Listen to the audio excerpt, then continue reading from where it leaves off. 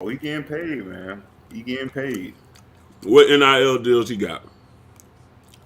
I'm not sure about his NIL. Oh, they for sure just made an NIL deal with I want to say the Boys and Girls Club in Tallahassee, like youth centers and stuff in Tallahassee. They just Oh, that's announced straight. that Yeah, deal. like Yeah, that's a but good $200-300 a month. I don't know how much it is. Nice little stipend. Yeah. Yeah, But that you know what I 14, mean? 4th and 14 paying the rent though. Don't worry about it. Hey, he ain't paying no rent. Ain't paying no rent. What's Not paying paying the no rent? rent. Nah, you get something to eat off of that though. It's paying the rent, baby. Sneaker boy money. ready? Yeah.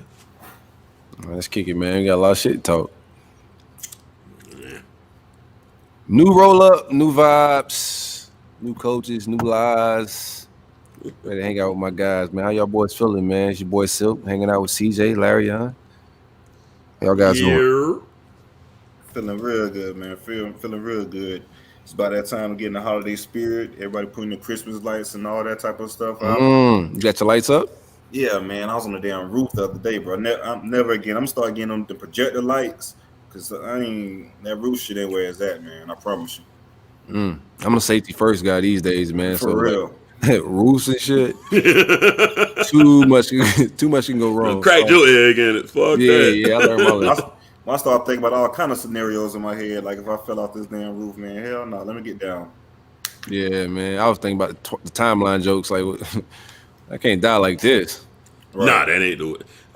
You think that? Yeah, somebody gonna joke. Man, Yeah, You it's definitely like most that, hated. man. Oh my God, It's definitely most hated. I'd like to see the jokes that they don't post. Like, damn, y'all some cold motherfuckers, man. What you looking like Christmas wise? You got the tree up too? Everything set, CJ? Oh yeah, everything's set, man. Christmas tree probably got put up like a week ago. Yeah, so everything is set with that. Got the presents out there and all that type of stuff. My only issue is do you do the elf vibes? Nah, man. The kids Elf asked on the for shelf. Elf on the shelf.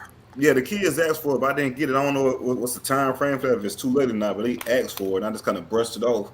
But I see people talking about it. It seemed pretty interesting, so I might. I think you're supposed to do it like the month of December. The entire pretty month. much. Right. Yeah, you move them Kinda, every you know, morning. So Right, you basically you move it move it. around different places in the house. Yeah, the kid Yeah, think be he's like, yo, moving. he just watching. Yeah, they think he magically moving, right? And it's like, but Yeah. you watching your moves, make sure you behaving yourself. Okay, Yeah, the elf okay. does have Back like to Santa. that. The elf has that glare of like I got my That eye on look. you. Yeah. Yeah, he looked like a snitch for sure. Like tread lightly. I Yeah, don't he know about definitely a ready to snitch. tell. More like Yo, a predator. you snitching? Wow. It's a glare. It's a weird glare. I'm gonna go snitch. Predator makes me uncomfortable. If he's a predator, don't bring him in your house. I Snitch, you walk can by live. that elf at certain points of the night, so he's a bit uncomfortable. Like that motherfucker, that look weird. Right, he looking over at me. He when in I- your house? I wake up. We had an elf on the shelf. My kids outgrew that shit, so like that shit don't Yeah, work. My son figured it out. He got YouTube, so he figured out everything's fake. So we don't really. I don't have anything going this year, man. I'm pagan holiday free. I don't have no tree. We doing gifts, but I don't have time for it. Man, my kids older, they just want that's for money and shit. That's Yeah, crazy. that How old your youngest? My son's 9. And he already on the money train? Oh yeah, he be on the StockX. He been trying to cock some shoes and shit. Oh man. Now the game didn't change though, man. That the age limit has accelerated. Yeah, the internet's a wild place, man. It just speeds everything up, man. So he just want like Yeezys and wild shit like that, man. He don't know Transformers.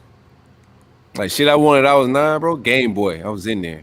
But see, my son, he with the PlayStation stuff pretty heavy. So like the gaming, he's with that. So that's taking up most of his attention is just trying to get new games and stuff for the PS5. These kids spoiled, bro. They Right. get games all year round. Only time I used to get games was on Christmas or birthday. Christmas and birthday, literally.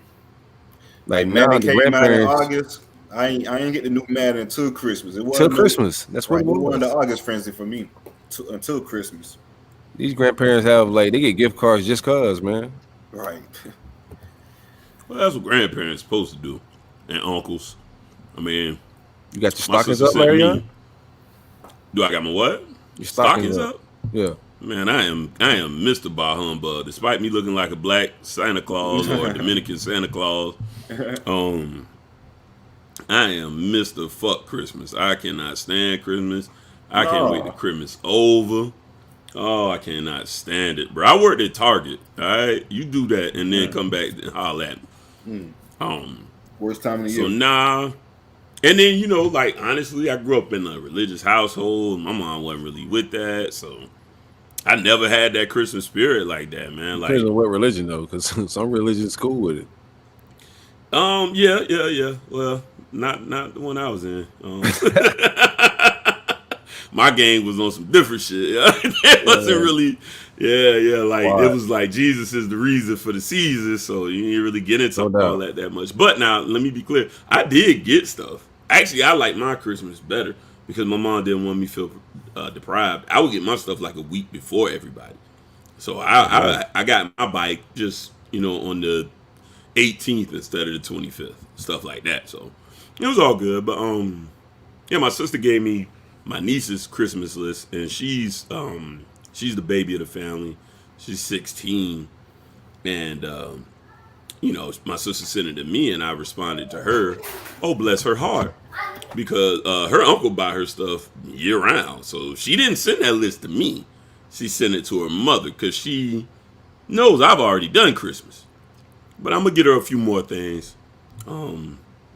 But yeah, I don't have to do Christmas, man. That's the best part about not having kids. I would like to have. No, I enjoy it. You got to be. It's like the perk of being a dad is you get like the happy feeling of doing good shit, but then you also get the bitch as well.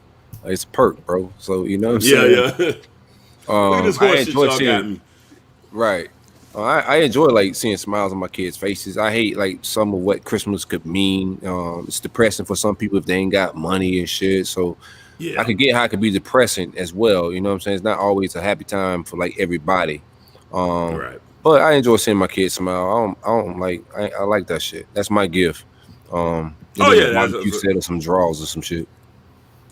Well, that's the thing. Like, if I did have kids, then I could start being like, "Hey, I can't get y'all nothing. Like, my kids, y'all abused the hell out of me for all these years. That's it."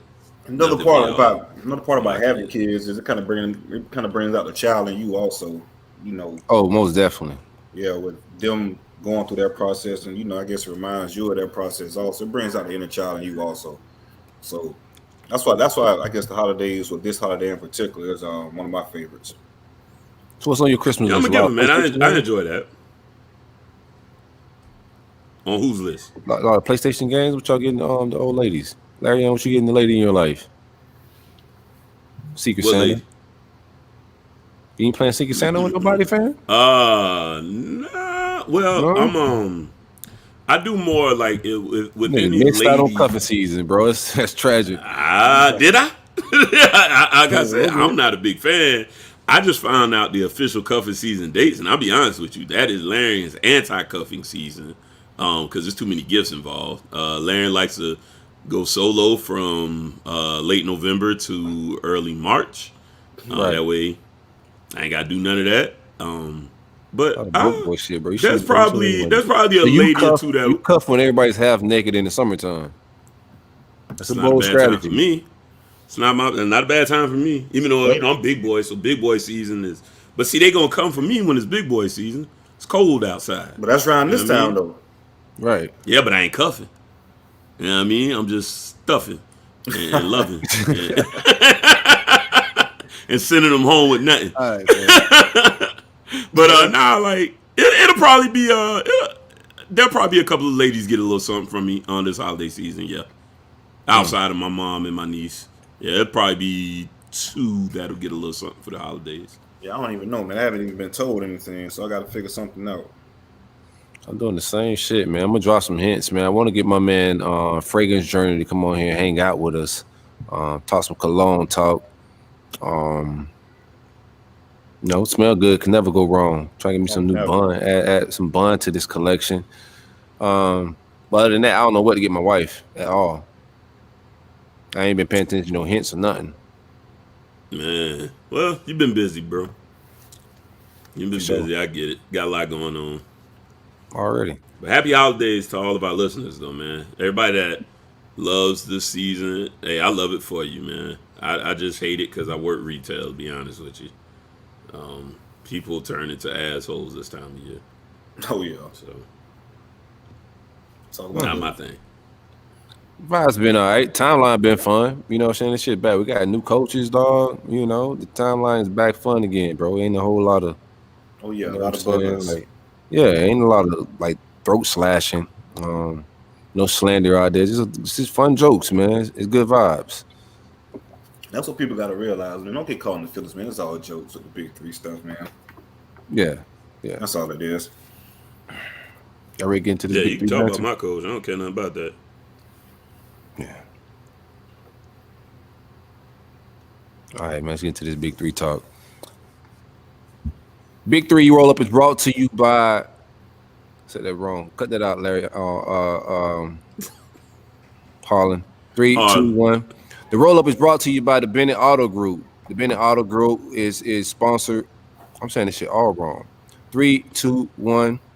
The roll up is brought to you by the Bennett Auto Group. The Bennett Auto Group is 15 minutes north of the Jacksonville Airport.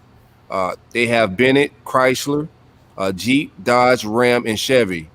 You can do the entire process over the phone, hassle-free, and have that vehicle at your door. You can visit them at Brunt. I've got this shit all wrong. My bad, bro. It's big. Hey, If you visit them at Brunt Insurance, Yeah. I mean, you get insurance. Kush is big. I gotta focus. The roll-up is brought to you by the Bennett Auto Group. The Bennett Auto Group is comprised of Chrysler, Jeep, Dodge, Ram, Buick, and Chevrolet.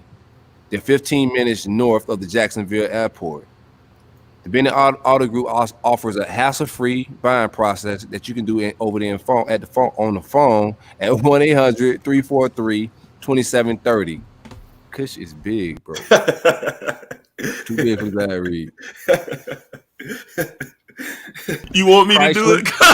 You can send it to I got me. you. I'll read it. Chrysler, Jeep, All right. Dodge, Ram, Chevy, and Buick. Chargers, Bighorns, Scat Packs, Challengers, Chrysler 300s. My man Anthony got it all. Bennett Auto Group, 15 minutes north of the Jacksonville Airport, 1-800-343-2730. Big whips. Kush is big. The whips are big. Harlan said you got the title already. I can't wait. I don't even know what it is. Cuffing and stuffing.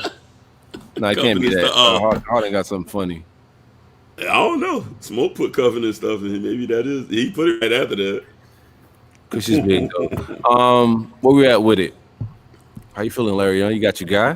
Yeah, Leon, lead us off, baby. Well, So you got the big backdrop back there. Guide him. I feel like Talk I kind of feel like your shit. Talk your shit. I kind of feel like no. I kind of feel like I should go last. I think we should go by salaries. Oh, get that shit out of the way. No. I really feel like Yeah, you guys talked that a lot. salary one definitely stuck with you, didn't I? I know it did. Listen, bro. Oh, they paying man, $1 listen. more $1 million. They got a 10-year deal. He talking about Hold on, me, man. brother. Hold on. That's what he aimed First at. off, I mean, you in the neighborhood. She said, I know, but I know you in the neighborhood. We close. Somebody around here. "No, we ain't close. 'Cause I Yikes. got a football only facility that's opening, bro. And you ain't got no shit like that near your facility. Oh, so that's what you want to do? We Yeah, talking we about bought building a 100 whole new mil. stadium. We talking Okay. y'all that $50,000, 50,000 seat shack. Y'all ain't even. That's break what was the down Orange yet. Bowl? You can't. What add was the that Orange shit to the Bowl? equation. I don't give a shit. What was the Orange it ain't Bowl? there. It ain't there. Y'all ain't got. No, shit there what right what now. was the capacity? What was All the right, capacity? we'll get to you, coach. I can get petty later, bro. We got to stay focused. I didn't want to go first. Why y'all making me go first? I feel like I should go last. Oh, how does last coach get hired? Yeah, you go first. That bum ass shit out the way. King is here now. I guess we'll get the real recruiters out the way, man, and let let the bones wrestle out at the bottom. Real recruiters. Yeah. Somebody class falling apart. But go ahead. Yeah, so in regards to FSU, the main thing that's really going on with us right now, of course, is not as busy as UF in Miami due to the coaching situation, but we got recruiting. Recruiting is the real big topic right now. The real big topic. And also, Coach Marv, he recently just left. He became got named defensive coordinator at Virginia Tech. Shout out to Coach Marv. He's really only 32. He's always had, how can I put this? His name has had a lot of buzz in regards to the coaching circles with potential and things of that nature. His name was also recently on the NFL list of short names that could be possibly taking the NFL job. So shout out to Coach Marvin. Also, the on-field play of linebackers over the last couple of years has been a lot better. You look at Kalen DeLoach, he really came into his own this year, and I do believe that's a testament to Coach Marv's coaching. His only issue that we had as far as fans, from the fan side, is just his recruiting. He wasn't ever really landing anything these last couple of years, and that's the main thing when it comes to coaching versus recruiters. Yeah, you could coach all the guys in the world, but at the same time, if you're not getting those guys on campus, who are you really coaching? So that was the main issue with Coach Marr, but I do feel like this is a good opportunity for him going to Virginia Tech and being a defensive coordinator. As far as the position as far as his replacement for the position, we kind of alluded to this earlier. Randy Shannon. If it was a situation in which a coaching shakeup would have happened on the defensive front, on the defensive end, I felt like Randy Shannon would have been the first in line to get a position coach. I just want to leave it at that as a position Randy, coach. I told y'all when we first started, is Randy gonna find his way on the field. One thing Randy gonna do, I don't watch him work. He gonna find his way on the field, bro. And what's crazy about it, man, it happened just like that. Man, he sat back, let the shit play out of there, bam, fell right into his lap. And also, Randy, he played a big role in Kalen DeLoach's recruitment too.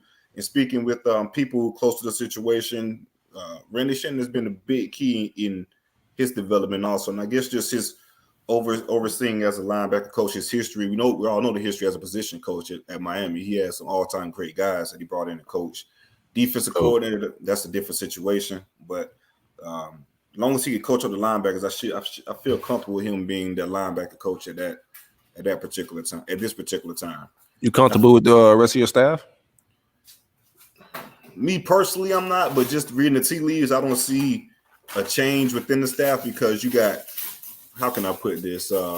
It's just the way they're recruiting right now. Ron Dugas, he's really heavy on the trail. Just the whole staff seems really in tune as if nothing's going to be changed. Now, of course, after early Sunday, those things could change. But as of right now, I don't really anticipate any other coaching moves, but I could be wrong. Dugan's contract he's on an expiring contract. He hasn't been renewed yet, so that will be something to watch out for. Along with Coach Marr, but he recently just took the Virginia Tech job. So other than those two, I really don't see any other coaching changes unless someone leaves. How's the wide receiver class looking for y'all? I haven't looked at y'all class in a minute. I know Dugans was a pretty good recruiter for us when he's overrated, bro. Let me be real with you. I say, yeah, okay. Well, I tell you what, got me blocked too, bro. Why do people be blocking me, bro? I'm gonna change. They probably preemptively block you. Honestly, you probably didn't even say nothing yet, but they just. Nah, I'm talking greasy about Dugans. I ain't gonna lie. All right, then you blocked. Why you asking us? You know what you did. I don't know exactly what I did. But no, them coaches read the time. Just got opinions. They search their names and shit. I just got opinions, bro. Ain't nothing disrespectful. Also, you didn't coaches who's kind of like in tune with the recruiting and in tune with the big three, so to speak. Right. Like Dugas, he's been around the block. He's from Florida, that type of deal. Yeah, for sure. Coached at Miami, coached at FSU, so they read. To be honest, I would block me too if I wasn't me. If I was a coach, get that guy out of I'll here. mute you. I'll mute you. Muting is funner because you still think I see you. The truth is, I'm like, what? Like, who thinks about people when they tweet? You just gotta let that shit fly. I don't give a fuck who watching.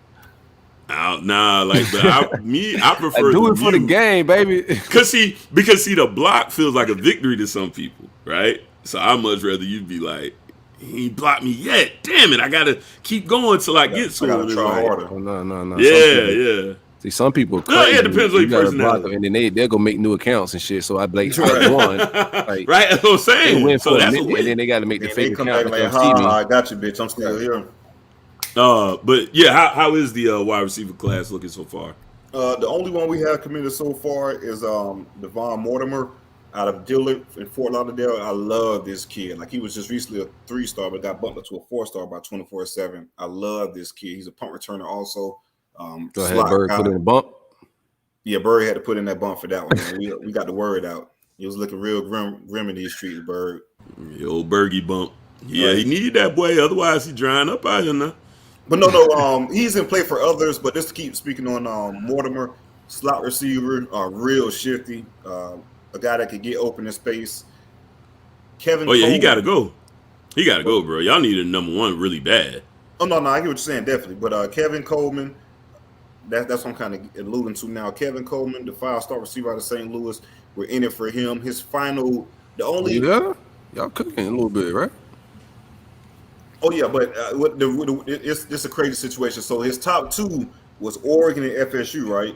So Mario takes the Miami job, and it's sport that Kevin could possibly visit Miami this weekend.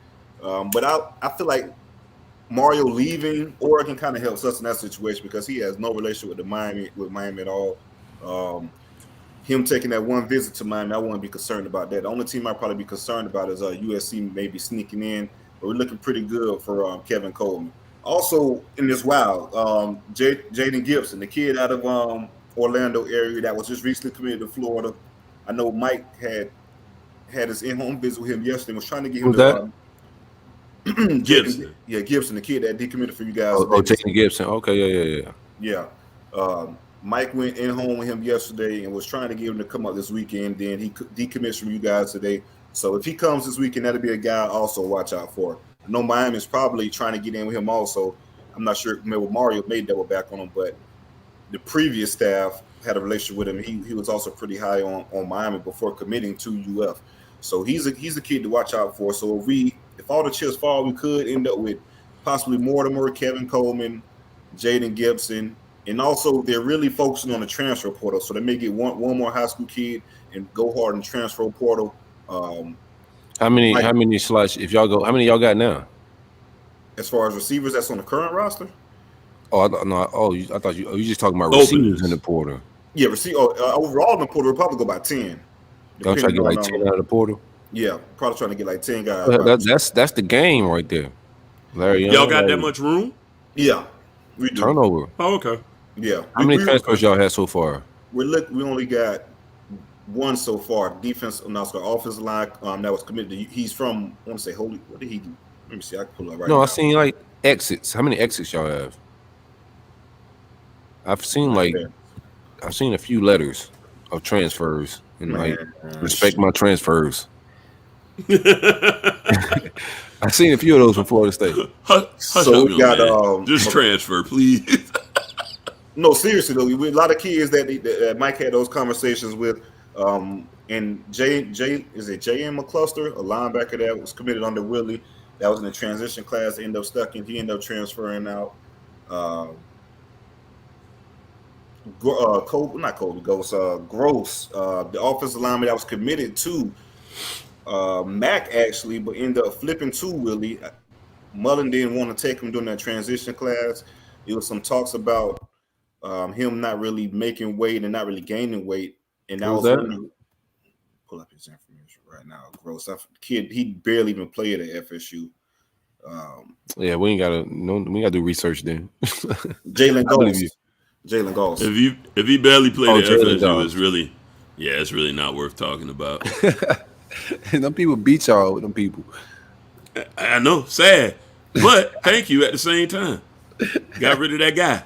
If he beats FSU, he might fuck around and be y'all savior next year, bro. Like I don't know what y'all gonna do. Mike whooping that shit, man. Mike don't know what it feel like to lose in Miami. He got a taste of this route, man. Yeah, he do. It's on his record. You need to quit lying about that. No, it ain't gonna be no difference. It's on his official record. This guy doesn't know how to speak Spanish. That's it. That's the only difference. This guy can actually speak Spanish. But yeah, just to go back into recruiting.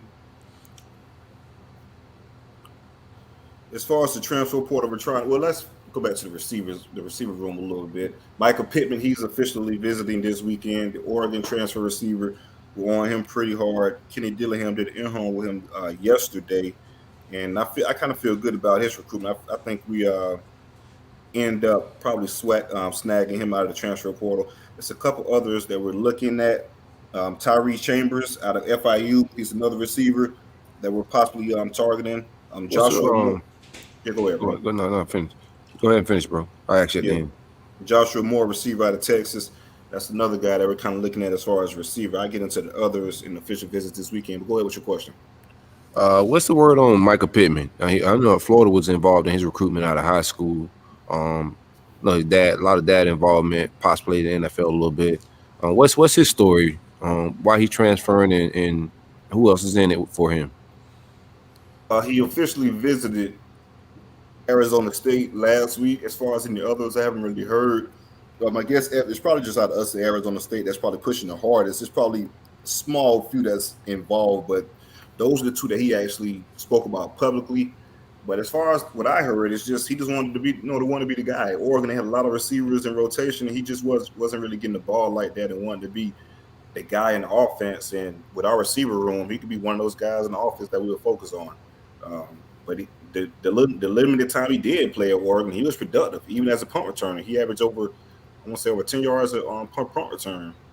Yep, 10.1. So that's something we desperately need in regards to someone who could field the punt, who could do something with it. So for him coming here, I feel like it's just the opportunity to be the guy and get the ball more. And we need explosive playmakers. That's something that Dillingham and those guys have been preaching and trying to address, and they want to quit fixing that, so they're going after Micah. So we'll see how that plays out. But yeah, he officially visits this weekend, and I guess after that we'll have more info on that. But I want to count him in this class. I think he ended up picking us and transferring over to Florida State. How many spots you guys have out the early signing day, you think? What's your projections? Well, before you even answer that, though, did we get an answer on the new numbers? Like, I know they were saying they were going to expand at one point, if I'm not mistaken, the amount that they could bring in. Did we ever get an official number on that? No, I don't believe so. I'm not sure. And I think it's going to be different from each school also. I know FSU is talking about like 30 to 35, and that's just high school and transfers included. So, and that don't change. One class? Yeah, in one class, yeah. Oh, Harlan, you got an answer? Pop it in if you got it. Come on. Harlan just want to show that shirt. That's all. So here, I'll hide it for you. There you go. I want to piss Larry on. That's fine, dog. Oh, show the shirt, bro. Try to 561, man. Thank you to 4th and 14. Teach me his lesson. You can take a max of 32 players this year. So they're giving you like a 7 transfer, like transferable rule, where if you have 7 players that leave the program through the transfer portal, you can take 25 high school and then an additional, or 25 new players, and then an additional 7 if you lost 7 to the transfer portal. So you can take a max of 32 new players. So Gotcha. we got You can flip a whole roster, basically. Yeah, we got 6 guys, so we need one more. I'm pretty Appreciate sure that, we'll get. Well, thanks for answering that, Harlan. But Hey, thanks for 4th and 14, man. I don't care nothing about that shit. And also, yeah, man, 4th and 14, man. Go to jordantravis.com and pick up your merchandise. Support QB1. Get your juice. 4th and 14. But yeah, speaking about the official visits this weekend, we got Julian Armello, 4-star offensive tackle. I 90% think he'll be in this class. He's going to end up in this class. That's just how I feel about it. This one here shocked me too. I thought he was a UF lean. I'm not sure if the coaching change kind of changed that, but Azaria Thomas, the 4-star safety out of the Panhandle, out of Niceville. His recruitment has been really weird. FSU was on him kind of early, then everything tailed off. But like the last couple weeks, things just heated up with a lot of in-home visits from the staff. Mike had an in-home visit the other day. Locked down the official visit for this weekend. I think it was a couple crystal balls that was put in for him also. So look out for that one. The number 1 JUCO safety, Marquise Gilbert, he's going to be in for an official visit this weekend. And what's crazy is this wild shit. So Marquise Gilbert, he originally signed to BCU, signed to Cookman out of high school, but transferring out of Cookman and going JUCO, bet on himself, I guess, feeling he could get better, whatever the situation was at BCU that caused him to transfer. But end up going JUCO, end up becoming the number 1 JUCO safety in the country. So real crazy story. We got Marquise Gilbert on campus, 6'3" safety, real rangy. I like his film a lot. Jared Verse, Albany defensive end from the FCS. He had 11 sacks, I believe, for Albany. He just fits the frame. He looks like a D1 defensive end. I'm not sure how he ended up going to Albany, excuse me. But it was a clip in his highlights that really stood out to me. Syracuse, we spoke about the Syracuse running back earlier in the show. He was having an all-time season at Syracuse and wanted to change his number to Ernie Davis and Jim Brown because he was that type of back. He ended up, it was a play on his highlights where he went and caught that Syracuse running back from behind and damn near made the tackle. So that stood out to me. So look out for him. That's a defensive end that we could try to get to replace Kier Thomas and Jermaine Johnson. Of course, not that production, of course, but just kind of plug and play type of guys. Michael Pippen, like I said, Jaden Gibson, like I just went over. Miles Frazier is a guy we're on pretty hard in the transfer portal. Probably the overall number one prospect that we're after in the transfer portal. Offensive tackle for FIU, who was just named a freshman All-American. Damn near every school in the country is kind of putting their hand on the table for this kid. He has 3 years left of eligibility, so we'll see how that plays out. But that's pretty much where we at on the recruiting front. I know some other things will pop up pretty soon. And also, there's been some smoke about Max Johnson and Jake Johnson possibly being a package deal to FSU. Max hasn't even entered his name in the portal just yet, and I'm not even sure if FSU will pursue or not. So just let it play out. But if he does throw his name in the portal and FSU reaches out, it could get some traction there. FSU is really in a sticky situation when it comes to quarterbacks, man, because they've all but kind of named Jordan Travis' starter. But at the same time, you need to, I think, bring in somebody who, as far as a backup, because Jordan Travis hasn't really proved he could be 100%. He could be the guy as far as health-wise, 100%. And you need somebody who can keep the offense afloat once Jordan Travis, if he does go out to injury, anything of that nature. So that's something to keep your eye on to see how the staff attacks the situation with the quarterback room. That's pretty much all I got from the FSU side of things right now, recruiting Coach Martin and stuff like that. But yeah, Jaden Gibson is the guy to keep your eye on, man. I feel like how the situation played out at UF, that might help us out and get us back into the situation.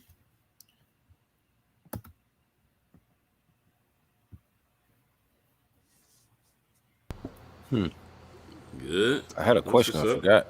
Yeah, I forgot. It's been too long. Oh, what's up with what's up with my man Basaint? Still some smoke about that? Oh, yeah, my bad. Yeah, man. Yeah, so it's some new smoke about Wesley. I ain't trying to get too hyped about it, man, because this kid kind of burned me out. That's with Larion. But so we got some new updates. According to multiple reports, the recruitment of Miami Central's linebacker Wesley Basaint is not over. He announced he was committing to Miami on Saturday, but FSU is still in communication with the linebacker. This upcoming Thursday, the FSU coaching staff is expected to do a final in-home visit with Wesley. There's optimism on FSU side that they can make a last-minute push or a flip, but at the minimum, it's just trying to shoot your shot, especially with the change with Coach Marv and then hiring Randy Shannon, who has Miami ties. So you might as well. I mean, the kid doesn't sign until next week. You have that visit available. If the kid is entertaining the visit, then why not shoot your shot? Let the coach do what he do and try to sway the kid to possibly come to the I ain't gonna say the good guys, my bad, because you guys don't like the good guys. No, I have no problem with this. It's Larion's woke beef. I have a huge problem with the good guys. I don't like it. But say the good guys, that's fine. Yeah, since my Conrad don't like it, man, I won't go with the good guys. He ain't the word police around here. Get your shit out. But don't mind me, baby. Don't mind me. Do your thing. But it is something to keep your eye, man, because there could be a lot of drama with this recruitment. I'm pretty sure. I'm an HOA manager, man. I'll allow it. No, you not. He won a game, man. Definitely. But that's something that we should keep our eye on for this last minute drama. You know how I go with these kids with swaying back and forth for Saturday, so it would be something to keep your eye out to see if Randy Shannon could go down to Miami and sway Wesley Basaint from the Hurricanes and Mario Cristobal. So check that out. Nah. Bro, I'm gonna tell you one thing I wouldn't. I'm gonna tell you one thing I wouldn't do. They said that about Hendo, and Randy made that shit happen. Randy definitely went in and got him. I remember that. Yeah. They thought that shit was over. I wasn't over as confident on Hendo though. I thought he was going for a minute. Creech was saying it was done. Yeah. Randy I popped remember up that like particular the one. Undertaker in the casket. That's how Randy popped up. Nah, he a hater. We already know he a hater. You gonna go in and talk about all the great linebackers he coached at UM and bring them in, man. Now Randy did that, man. What can Mario say to kind of combat that? What are you gonna say? What them kids don't even know who those guys are. Bissett is he solid or is he entertaining? He's entertaining. He's answering. If they wouldn't be going to home if he wasn't answering. That's the crazy I think part, he right? trolling. I think he trolling, man. That's what these South Florida kids do. You don't believe I'm that? just telling you. Yeah, I really do. This ain't Twitter. It's us. I'm saying that. Bringing him in his One house. thing, Coaches he got a relationship with Randy Shannon to troll. who said he's coming to the house? They got an in-house set up for sure. Yeah. Okay, I didn't know that. I mean, maybe. Be honest with you, these kids are characters, man. They really do. They enjoy that shit. I'll be honest with you. I mean, I'll say this much. The validity could be, okay, he committed to the program and then they had a coaching change. So he's probably if he's being sincere, he probably does feel like I'll at least hear them out. But he had to know that the coaching change was at least on the horizon. Yeah, for sure. So why commit? So, I mean, I probably say The only thing that changed was Randy. The only thing that changed is Manny. Randy getting the job. I mean, that's a change. That's a difference.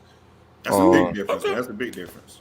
Hey, If the relationship through Florida State is with Randy, I don't know. Like, I don't have no dog in this fight. I don't know what it is. But the only thing that has changed, because he knew what was happening with the coaching at top. Like, they were making a change with Manny. That shit was everywhere. So he knew that was coming. So the only thing that has changed is Florida State's linebacker coach situation, and then the end home happened. All got set up. Cool. And also our off the field coach, one of our off the field coach. I'm sorry. Do you have an idea what y'all linebacker or y'all defensive? We'll talk your shit later. My bad. We all out of order. Oh, Go ahead. Yeah. Go ahead. Finish your point, CJ. Yeah. I want to say that also our off the field coach, Sabath Joseph. Excuse me. He's an off the field analyst. He's also a Miami guy and got ties to Central. He was coaching at Central also. So basically, our backup to Randy Shannon in regards to the linebacker room is another linebacker from Miami Central. So just something to look at, so to speak. And Harlan just made a good point. Need to address that. Yeah, Florida State's making some AD moves. Yeah, we are in a position to possibly be getting, well, not possibly, we are going to name Vince Tyra, our new athletic director at Florida State. He was the AD at Louisville. And I know with some conflicting reports, so I guess with people, I know people within Louisville weren't too happy with him, but reading like tea leaves and digging deeper, this guy was pretty good at Louisville. He just bumped heads with a lot of people. Oh, CJ good. No, seriously, man. He's bumped heads with a lot of people that was in charge. So when you got actual fans of the program saying, oh, this, that, another, how about you get like an outside point of view that got no affiliation with Louisville and then get your take from there? Speaking with a guy that was pretty close to the situation and doesn't really have no dog in the fight. So he did a lot of good things for Louisville. His main focus is fundraising, and that's something he did a lot at Louisville is fundraising. So that kind of shows me the direction that FSU wants to go, and that's kind of to keep up with the tracks of the Miamis, the Floridas, that type of deal is fundraising. We get this guy in place who's a big fundraiser at Louisville. We already have Mike Alford in place as the director of Seminole Boosters, who's been head spearheading the indoor practice facility and things of that nature. You combine those two, and I feel like it could be a lot of money funding in for the program coming pretty soon. So I see the direction that they're trying to go, and that's just to bring in as much money as possible. And also, he don't mind firing guys. If it comes to that, he doesn't have an issue with firing guys if you're underperforming. He wanted to get rid of the Louisville coach currently, but shit, it ain't my money. I wouldn't care neither. Yeah, for real. You get what I'm saying? So we'll see how it plays out. And also the salary. I know UM was trying to hire dudes like $3 million. I think we're going to play a little bit over $1 million for this hire because he's making like $850 at Louisville. So we'll probably pay him over $1 million. Yeah, I gotta holler at Kwame to see. I don't have AD boards, so I don't really know what's good and bad ADs. So people be arguing about that type of shit on time, I'd be confused. I'm like, bro, yeah, me too. It depends on certain situations, man. Like if they could, like for instance, the Clemson guy that Miami is going to end up hiring. And speaking with, I really didn't know. Just like they fans too, they wanted his ass fired too. Like if you go look at it, yeah, every fan is not happy with it. But the big thing he did there is he was a fundraiser too at Clemson. He brought in a lot of money at Clemson, so he should bring a lot of money for Miami also. Those facilities that they got, all that land and the slide and everything and everything of that nature, he played a big part of fundraising for those facilities. But yeah, that's the AD. You like the hire? You got. I think I like the hire. Caught some bad press though. Like I don't know what the bad press was. I just seen people mad about it.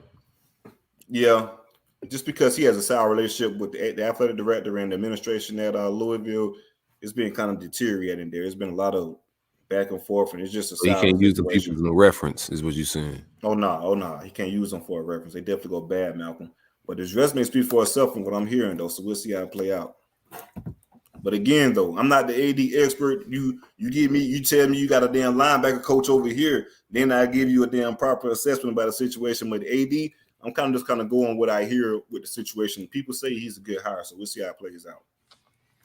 Don't you hate when they actually like call your job reference though? Like, bro. All right, don't be calling these people, man.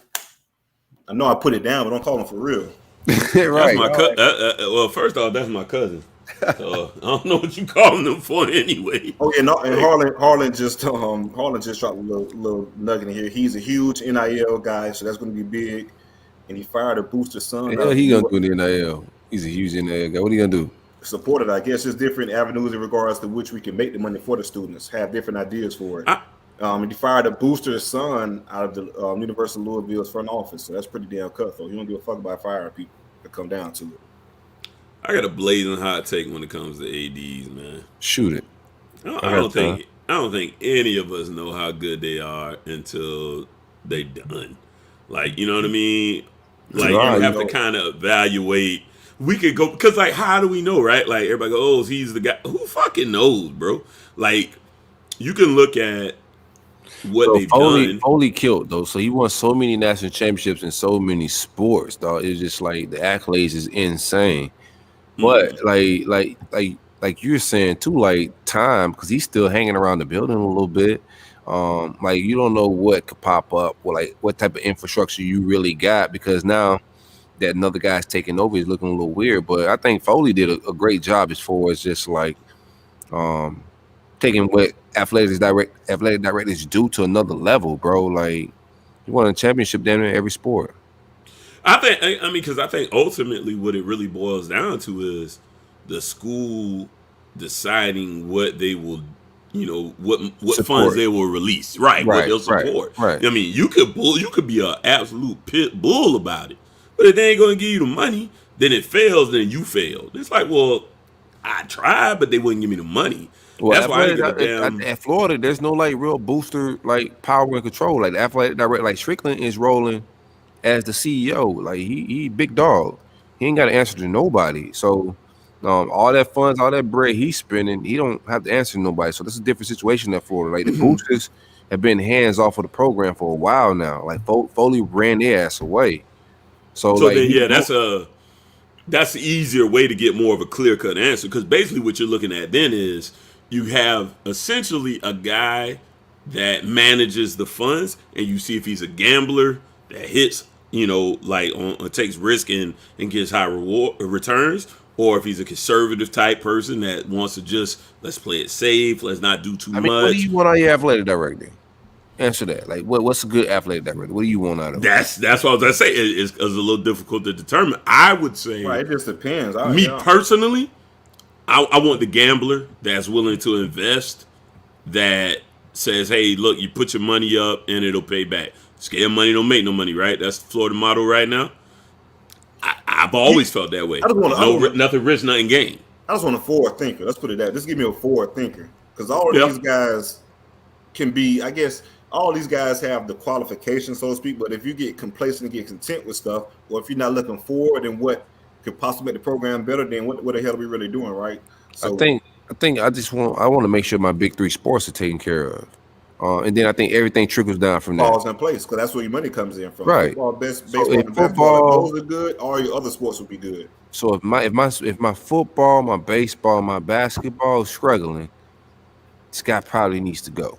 You know what's crazy? I saw like a report a couple of years. You know what I'm saying? Like, I think it's based off of those big three sports, and then the other ones kind of went around there. Go ahead, CJ. No, just to kind of piggyback off what you're saying and combat your point. I saw like a report like 2 or 3 years ago, like the breakdown of the revenue in the green plus in the red. Football, baseball, and basketball were in the green, and you had programs like soccer, swimming, gymnastics. They're in the red, like they're literally in the negative in regards to the fiscal, your athletic fiscal. So if you don't have that positive in the green from the football, baseball, basketball, shit, you're out of gas on those other sports. Those sports get shut down because they just don't have the money to keep going forward. So you got to have those three, like you just said, for your entire athletic, for your athletic programs to keep running smoothly. Yeah, I think you're absolutely correct on that. I don't believe any of those programs outside of the big three sports can survive. Period. I don't think there's any school that doesn't come up in the red with those programs. Here's the thing: what the big three programs have did, they haven't taken care of those programs. Right. And the whole thing suffers. And that's what I want for my athletic director to be like Bama's athletic directors and take care of the cash cow. Like take care of the business maker, the shit that make everything goes. It can't be equal. Like you can't take care of the football program on the same level as the lacrosse program, bro, because they don't bring in the same type of revenue. You gotta treat the cash cow like the cash cow. Absolutely. I mean, we're not disparaging any of those sports, but let's just be realistic. In America, they just don't generate revenue. People don't go to the lacrosse games. People don't go to the volleyball games. Outside of usually direct family support and friends and things of that nature. So, yeah, your AD has to be hyper aware of that. I want those opportunities for those other student athletes to exist, but the only way they truly have an opportunity to thrive is if football, primarily, number one. Secondly, you would go to basketball, and then thirdly, baseball. If those programs aren't thriving, you can hang all that other stuff up. It's just not going to work. It's just the nature of the beast. It's not a personal opinion. It's just a matter of fact. We vibing, though. I came to podcast today, bro. Let's go ahead and get to you done, CJ? You got some more? Oh, yeah. I'm good. All right, man. Let's hang out a little bit. University of Florida, we made our hire this week. Billy Napier, former head coach of Louisiana Lafayette. He's coming to Gainesville. Young boy. I like that. How old is Billy? You know off top? You look pretty young. I think like 38, something like that. Oh yeah. That's a young dude. Yeah. I mean, when I peed him, I thought he was a pretty 42. young dude. He's 42. Oh yeah, that's a year older than me. Hell yeah, that's still very young for coaching. Yeah, especially for a Florida head coach, that's young. I had Billy Napier second on my board. I had Riley at the top. I like the upside of Billy. I was honest and before Billy even got here, I said I didn't really like his offense that much, and I want to see how it evolves, who he brings around in this new regime, because he's not bringing in Louisiana Lafayette crew. So I want to see who he brings around and what this offense turns into. I thought the first presser was I didn't expect him to win the presser. Like he don't come off to me as like the most charismatic type of guy. He's off more of like that Saban, Pruitt, like even Kirby. They're not really press conference winners type dudes, but I thought he did a good job in the presser. Overall, what y'all think so far? Hire, your opinions? My opinion is I feel like he's doing as far as the recruiting. I'm not liking this approach in the recruiting, especially with certain guys. I know guys got to fit your scheme. You got to have this, that, and other regards to what your scheme is and what you want as a fit. But certain guys that you guys had in that class were bona fide players regardless of the damn scheme. They was going to be good. They was going to be good regardless. No doubt. It seems like he's damn near resetting the entire recruiting board a week away from signing day, which is crazy. I feel like some of those pieces you try to lock up for the early signing period, and then in February, that's when you can kind of evaluate what's really left out of it. Yeah, I want to talk about his strategy with that, because I got like opinions on that as well. But overall culture fit, what you guys think about like the hire? I think he'll probably go. I think he's a pretty good culture fit. I don't know. Jury's still out on Bill. I think he did a good job at UL. He was good at Clemson, even though Dabo fired him for whatever reason. We won't get really against that, but he was good recruiter at Clemson, did good things at Clemson. Same at Alabama. He has pedigree. I'm pretty sure he's going to hire a good staff, and that's another thing. UF is seeming committed budget-wise to kind of give him what he wants. So I feel like that's the more scarier part than actually the Billy Napier hire itself. Is that UF is saying, okay, you they give him an open checkbook. Right, yeah, that's the more scary part. They give him an open checkbook. He's getting $7.5 million a year for staff, and then he's getting another $5 million for off the field support staff. This is pretty much a $12.5 million budget to operate with.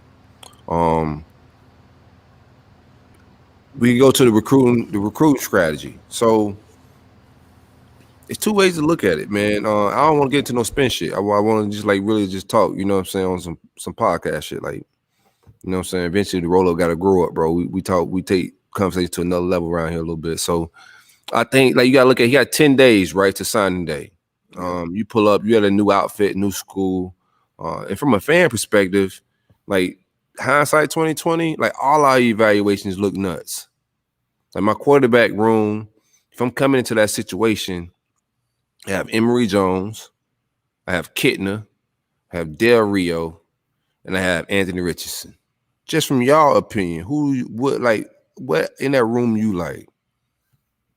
Just AR, to be honest with you. And he's a guy that absolutely needs polish. So yeah, right. That's not. You're right. I agree. I don't think that, and then one of that's them the room I want to look at.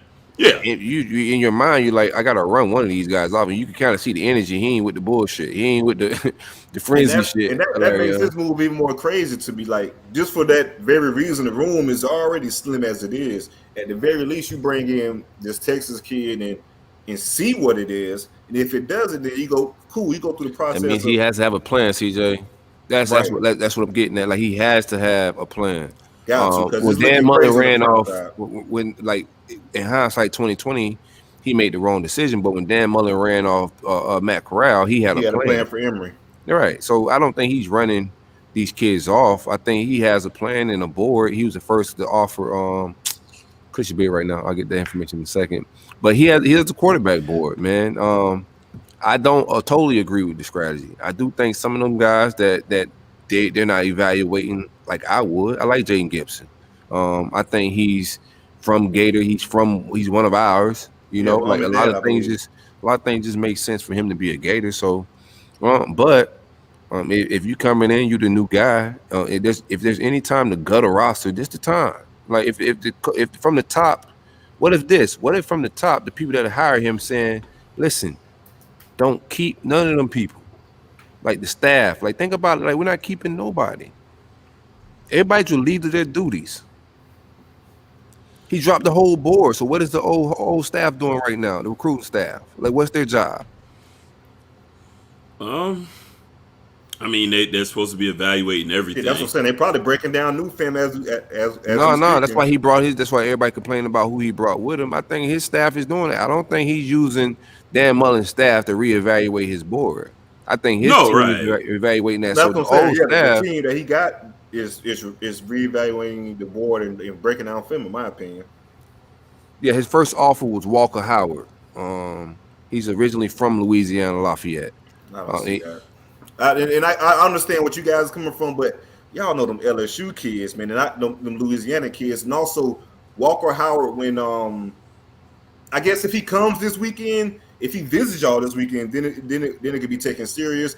But Walker Howard, once LSU moved on from Edo, he only took one unofficial visit, and he took that. He only took one official visit. He took that official visit just to see, like, if LSU botches this hire, this is who I could go as far as my plan B, and that school is to Notre Dame. Yeah, I'm not gonna speak in absolutes. I'm speaking just from like the relationship that he have, and he's been working the board. Like he didn't stop talking to this kid, so he has a board. He has relationships. Lafayette too, so same city. It's right there. It's the same city, so the relationship's there. So I don't know what he got in mind, but I know he has a quarterback board to let that type of talent go. And Nick Evers, he has a board he's working, and then you also work the portal. There's a lot of talent in the portal. Like the freshmen that just signed that are back on the street is insane. So much talent. So he has to have a plan. Is he right or wrong? Only time will tell. So I kind of, you might have kind of answered my question. What do you look?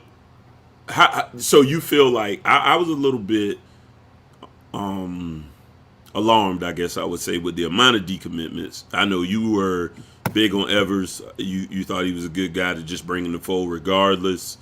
We just spoke on Gibson. Do you think that what we saw in the decommitments was a direct reflection of his lack of interest or their lack of interest? Oh, it's definitely his. Jaden Gibson was coming regardless. Both of those cats kind of sent out tweets saying, "Oh, I'm riding with the Gators. I'm good to go." So that's the weird thing to me. It's reaffirmed, like if the coach is cool, I'm cool. Regardless of the coach, them guys was coming. This is Billy Napier's board. This is his decision on who I want. These kids ain't decommit because they got some Sunbelt coach. Like that's funny on Twitter, but in real life that's not what happened. The coach decided that those guys didn't fit what he wanted. Like Nick Evers wanting to be a Gator. His parents are saddened by like what went down. You know what I'm saying? But this is business. This is how it unfolds. And I think a quarterback coach walking into that room, I got a room full of guys that's a mixed bag of everything, man. I'm not confident as a Gator fan. I'm thorough about this shit. I love it. Kitna, Del Rio, Emory. That's not it. Like, come on, fam. I don't even like their last name. And the Emory leaving too. Emory may be going. So Emory's probably going. Go down. Emory's going. Dealing with. So like, this guy got to come in. You got to let him kind of like see his vision and see it through. And there's no better time than to flip a roster than now. But I'm not in love with. And if that's been their evals, like I'm not mad at them just cleaning shop from the top down. Somebody's telling him that this thing needs to be gutted. Like I said, like there's certain guys that I thought would have interviews by now or would have talked to Billy by now. They haven't got a conversation. But see, gutting from in-house and gutting recruiting is kind of different because you can kind of mold a recruit in regards to the vision. But in the next 10 days on early signing day, he said when he got the job, he wasn't signing nobody early signing day. He said that in the presser. I'm not signing nobody early signing day. So between now and 10 days signing day, like these guys don't know the position coach. Like he be bullshitting his process of what he believes in. To be real with you, like he don't know who he gonna position with these. Like he don't know these kids. He had a new spot. He don't know who their position coach is gonna be. So he just like, yo, the kids I am interested in, try to hold them off to get them to hold they sign until February, and the rest of it, I can try to get the guys in January. That's still in high school, but if not, I can work the portal. And that's and I'll say, and they could be wrong, but we'll find out. Well, no, and I'll say this, because you mentioned it. I think it might have been on the last show. Wow. I'll shoot you some bell where you said, if you're being honest. Hold up, this big news right here, man. This is huge. What? Say Florida is expected to hire LSU's Corey Raymond as assistant head coach and defensive cornerbacks coach. That's fucking amazing. I thought that gangster shit. Man, get out of that bullshit now. But that's big. That's like huge. And I thought that gangster shit. No, hold on. But I'm gonna tell you something. We're gonna keep talking because his relationships, Billy Napier relationships is A1. I'm gonna tell you something. I hung out with Sider last night, dog. His peers think really highly of him. Like all the Sun Belt jokes is fun, but he's worked with some A1 dudes with Saban, with Dabo. His peers think really high of him. And I say it's NFL guys that are gonna leave their jobs to come join this staff as well. All this recruiting stuff it's a process. Staff is Raymond? Oh, he's the guy. Corey Raymond's that dude, the DB guy. I know. Corey Raymond. There's probably two people on here who don't know. Y'all don't want to see me on Twitter. We got Corey Raymond, man. Nah, I know. Check out the RollUp. I know. Yeah, I mean that's. For instance, exactly. That's about to say one reason that we acknowledge, or several people acknowledge, LSU as DBU. To me, it's either Ohio State or LSU. Oh, y'all in trouble. So what I was saying before we got this groundbreaking news about Corey Raymond, if it is. Listen, if I get Tasha Lapointe too, CJ, tell them niggas to run it up, man. Yeah, I don't care. Shit. None of that shit. That's cool. And then if I get Cider, let me just chill. Like, Yeah, chill. Let me relax. Chill. Let me relax. I like it though. We get new found. that's Oh, big. yeah. That's big all as good, fuck. baby. I like it. I got to see Brian Kelly, bro. That if he fought, hell no. How the I hell like it. Hey, I'm gonna tell you right now, Louisiana is on lock right now with Billy and Corey. We gonna cause some problems in Louisiana. You can say what you want to say. I'm gonna go through my staff in a little bit, but we gonna cause some problems in Louisiana. It's the title. It's the titles though, man. Like it's the shit like assistant head coach. You feel me? That shit. We got some more titles to play with. I don't care about We got some more that. titles I to play care. with. I You care gotta get about innovative here, relationships. TJ. Yeah, exactly. So TJ. then you pay him a little more money. Yeah, that's all. Bro, that you got a is. budget. But You gotta get I don't care about innovative, that. man. No, I mean, I care more about the fact that I know Corey Raymond is a name that for Corey Raymond's name rings bells. I'm not crazy. Like I said, I was being facetious Big when I dog said shit, that. All right. So yeah, you know yourself. that. Who am I kidding? I said That's big time. I know I was joking when I said who is Corey Raymond. I know who Corey Raymond is.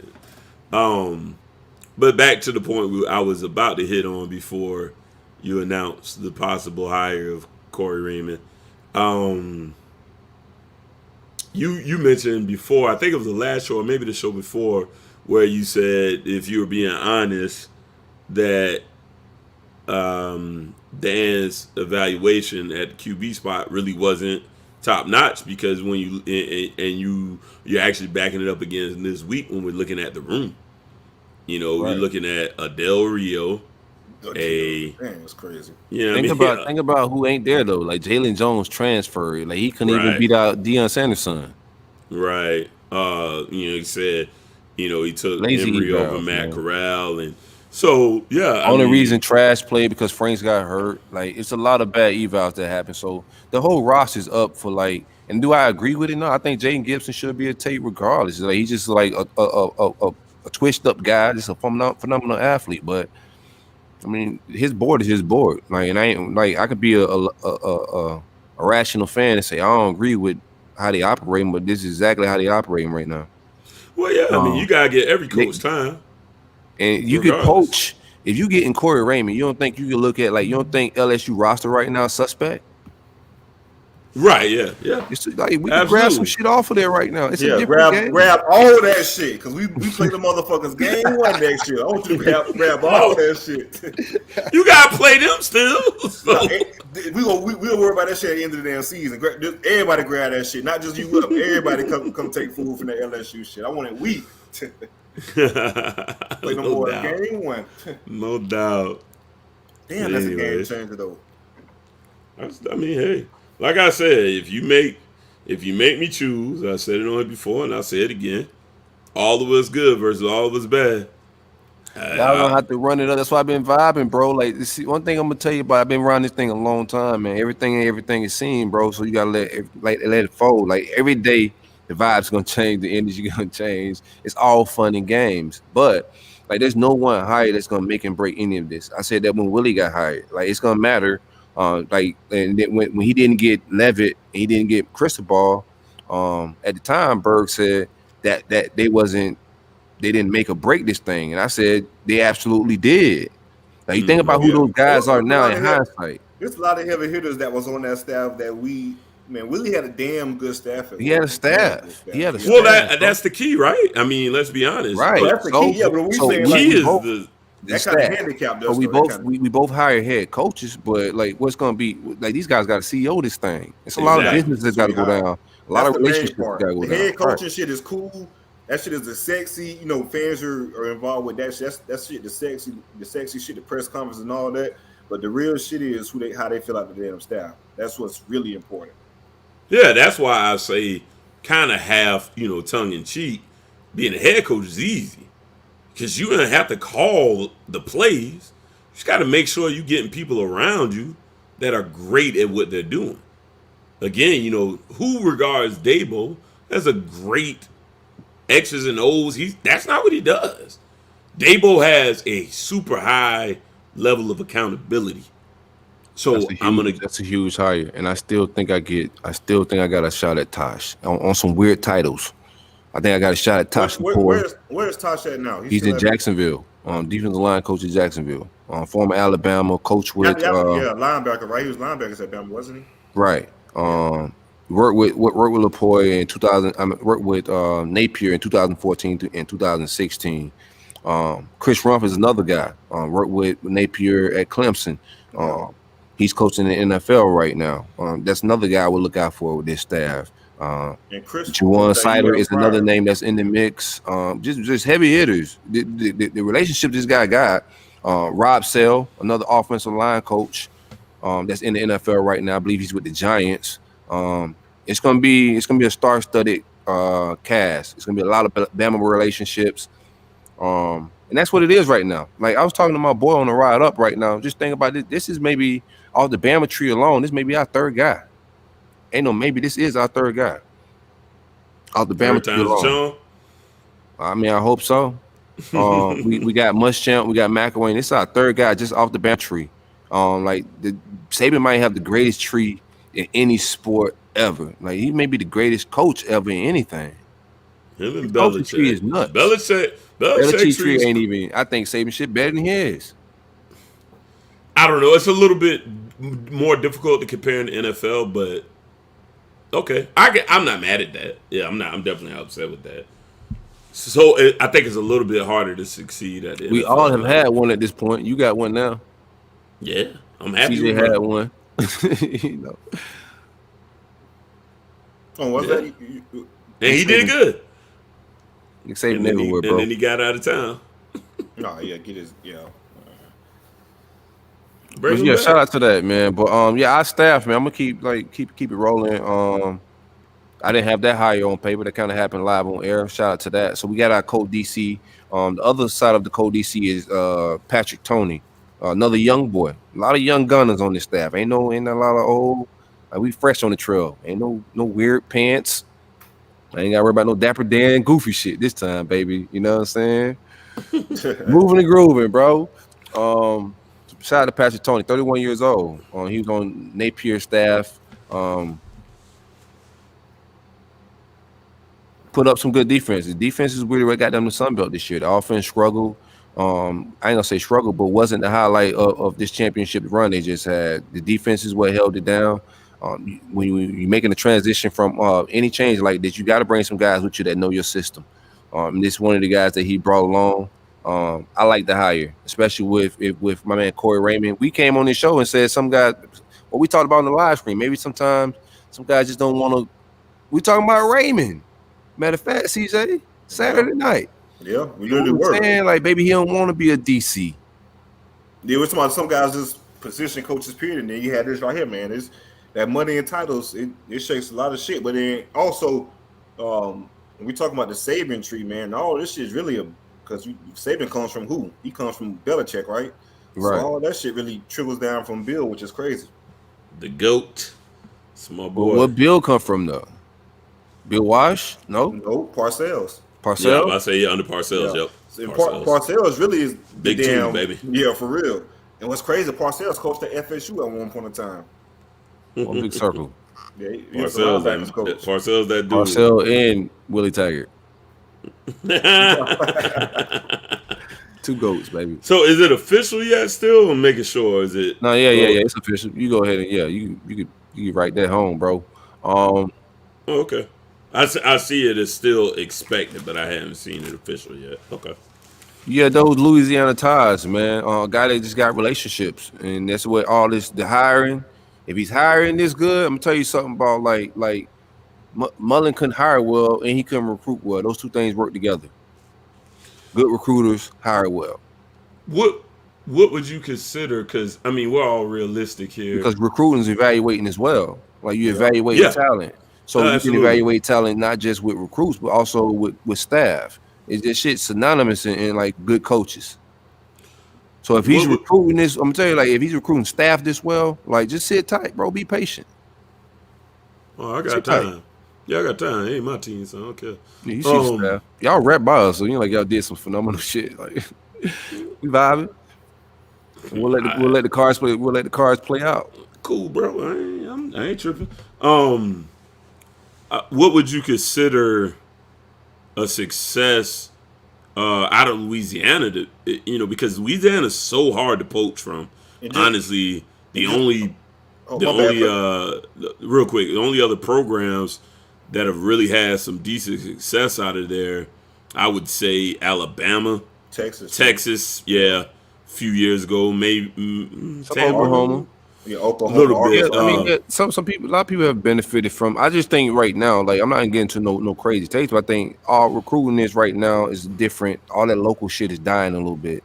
The localized recruiting shit, like people want to keep thinking in that aspect and get left behind. I think localized recruiting is dying a little bit, and I think Brian Kelly being in Louisiana and not being one of their own. You see the decommits that just happened from local kids. I think they're vulnerable right now. And I think with us having these big Louisiana relationships and they're vulnerable right now with a guy like Brian Kelly, it's opportunistic time. That's all. And we'll see how it plays out. And just to piggyback on what you said about it being vulnerable, Harlan just put a good statement in the chat or whatnot. Just to give a little background on Raymond, he's big time in Louisiana as far as relationships. He's he's like one of those guys in Louisiana in regards to just relationships around the state and kind of getting what he wants. And also, he's an amazing defensive back coach. He's been a DB coach for LSU for a number of years. And there's nobody better right now in the business. Like he's the name. Yeah, he's the Deion Sanders of damn DB coaches, so to speak. He's the guy. You look at the track record. The maturation of the roll up, dog. We keep it a buck a little bit around here, a little bit. You feel me? Oh yeah, definitely. I appreciate those flowers, brother CJ. Nah, man, I got to keep it 100, man. The timeline, I'm gonna spin that shit on the timeline like a motherfucker, but right here, I'm gonna keep it G. But no, he's the guy. You look at the DBs over the years that LSU has put out. It's been amazing. The good thing about it is I don't feel like it'll be. I guess the big difference for UF will probably be recruiting because UF always had pretty good secondaries and good DBs. So Raymond is kind of a plug guy, so to speak, for that situation because the DB play won't really fall off. I guess the talent level in that DB room will be interesting, and also, like you said, kicking down the Louisiana door because he has big time ties in Louisiana. Yeah, man. The Louisiana relationships is going to be heavy. And Corey Raymond just don't have relationships in Louisiana. He had relationships in South Florida. Yeah, they smell his cologne. Yeah, he came and got Pat Peterson from Miami. Yeah. They know what his cologne smell like. Oh yeah, that's how I know. I'll be honest with you. The reason I know who he is because of Patrick Peterson. When I heard we didn't get him, and that was the name. Yeah, most highly associated with. About to get. Sit tight. What you laughing at? No, we good. We not slapdowns with y'all, my boy. What you laughing at? Y'all ain't got no money over there. Yo, boy, they got no money, man. Man, you paying. I ain't gonna lie, bro. You know what's crazy is the same shit you're paying for your head coach, we're paying for our head coach. In essence. What? In essence. We're paying in the magazine. Willie is getting 5 from his buyout. Mike is getting 4 points. Oh my lord. Yeah, add 2 or 2 together. I know y'all good in damn math. Add both of them motherfuckers together. Boy, cut it out, boy. Hey, right. He's got the whole AD budget. In essence, In essence, we paying somebody not to coach for us. Hey, that's what money does, man. It's part of the AD budget. Oh, that is god awful. I hope we never in that place. Fuck Essence. We hire. Back to my hires. We hire another Louisiana. Just a guy that's really thorough in those streets, man. Dudes that follow me that are like Saints fans, random followers I got that like Saints fans hit me up like, man, Jabbar Jaluk, that guy. Leonard Fournette vouches for him. That's his running back coach. Shot him a tweet out. He's been in plenty of interviews. He pretty much credits him for his career. You know what I'm saying? To get into the NFL. And the guy behind him, Geis. Big relationships in Louisiana. So I like that hire as well for running back coach. There's some smoke out there about possibly hiring or Jawan Sider coming in and at maybe wide receiver coach or tight end coach. The staff has reached out. Biddy has reached out. There is nothing solid done, but they are talking. We'll see how it unfolds. It's just I don't know how far they have went in negotiations or anything like that, but there is some back and forth interest there. And I don't know if he's gonna leave or not. But There's some interest. I like how Billy's cooking. He's trying to get recruiters. He's trying to get young boys. Jawan's another young guy. You I know, wish the FSU got in on him, but that's a different conversation. Jawan's situation is always a little weird. You know, he got like different situation with his kids and whatnot. So you got to like the thing that like hospital situations got to be appropriate. So all of that matters, man. But we'll see how it all unfolds. I said Patrick Turner. A lot of off the field guys, analysts, people flipping out. Oh, he's bringing his whole staff from Louisiana Lafayette, bro. These roles of people he's bringing. Nobody at UF has those job titles. Like he needs people that know how to run. Positions. Yeah, like he's running an operation with like 29, 30 off the field people of roles we don't have here. So he got to have people that knows his process and the analytics, and I think he's gonna be one of those big analytical guys. He got a lot of nerves around him. The game's changing a little bit, so a lot of off the field, a lot of analytical guys. Strength and conditioning coach is Mark Hawk. His guys, same, a lot of Bama ties. Everybody's off that Bama tree. Most of the guys, I try to tell people on the timeline, they got all these random names they're throwing for possible hires. This shit work off relationships. They're gonna call people they know, they work with, and as you see, most of the people he's calling is off that Bama tree. Guys he worked with Dabo or with Saban. This is what it is. I would look for like Chris Rumph. That's a name that may get posted out of the NFL.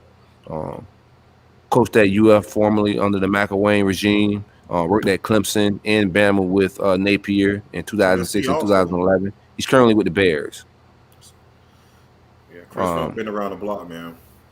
Yeah, but the relationship's there. So he's gonna try to get some NFL guys, and then Tosh Lapoy, Jacksonville Jaguars defensive line coach. I watch out for him as a name that may come in that capacity as well. Haven't heard a lot about wide receiver coach besides like people tagging Sider name to wide receiver coach, but I don't even know anything for certain about that. I was told they reached out to him about tight end coach, not wide receivers coach, but people just report shit sometimes. We'll see how it all unfolds. Got anything else? I'm trying to think staff wise. This might be it. Yeah, that's it. Talked about the budget. Talk about that, yeah. And then it just depends on how we look at it, like strategy wise. But right now, he's letting guys go. He's like, he got his board. He's gonna work his board. It's easy to flip rosters. The game's changed a little bit, and right now, I'm not mad at anything he's doing, man. We'll see how it all unfolds. If he bringing in Corey Raymond, I already know what time it is. You feel me? Y'all know what time it is. Damn, East Carolina, Arkansas State. Shout out to them boys. You know what I'm saying? They're amongst greatness for a few weeks. I don't know. That's it. They get to hang them out. They get to hang around greatness. Dying. Where we at? 76. Yeah, shout out to. We're gonna drop a little bit lower because, like, my man Mike. We 56. Shout out to 56. What? Y'all like some of that shit. Y'all like some of that bullshit man he had. No, the class was great. The class was great. I think talent wise, terrible. It was great. How I won't do that. I won't do that. I'm not going to shit on none of those kids. I thought the talent in the class was great. It was just too small. I mean, those kids, they're great people, but like some of those I'm kids not. Let's not talk people. We're talking talent. Yeah, I think there's a very talented. I don't think like the kids that we had are UF caliber kids, and just speaking to like just coaches. There's some coaches that are saying like that class is a lazy class. Like there's some kids that Billy saw on this committed roster and said, "Bro, I don't know if I take them at ULL." I mean, that's how he feels. I didn't feel that way about I agree our class. With my class. Like it's okay, yeah. You ain't gonna find no tweet from me celebrating none of that. A lot of that shit because I was just like, "Yo, what are we taking right now? Like we're becoming Mississippi State. Like that shit ain't UF caliber." Like CJ said, y'all used to have German Shepherds. Now y'all got poodles. We was getting motherfucking poodles. Like, I need German Shepherds. You know what I'm saying? Like, so if he come in and he's looking at Dan Mullen's evals and saying, "Nah, I want to do my own shit," and I think I'm gonna hire the guys to go get some killers. and we can start from scratch. Give me a Fair second. enough. Fair enough. Gangsta Billy, man. That's how we moving out here. Like, Out, get into your shit. You thought you they were call gonna him steal the show. Hillbilly. The only He thought you were gonna steal the show until Corey Raymond pulled up in the Chevy. Okay, that I shit don't. was big time, bro. That shit was I don't big care time. nothing about Oh, that. you gotta hire some shit. That's all you want. Oh yeah, but who went? That was CJ, not me. I still ain't going. That shit was big, bro. CJ had a real moment. Yeah, I had a real moment. That shit was big, bro. That shit was big. Everything real to him. Hey, bro.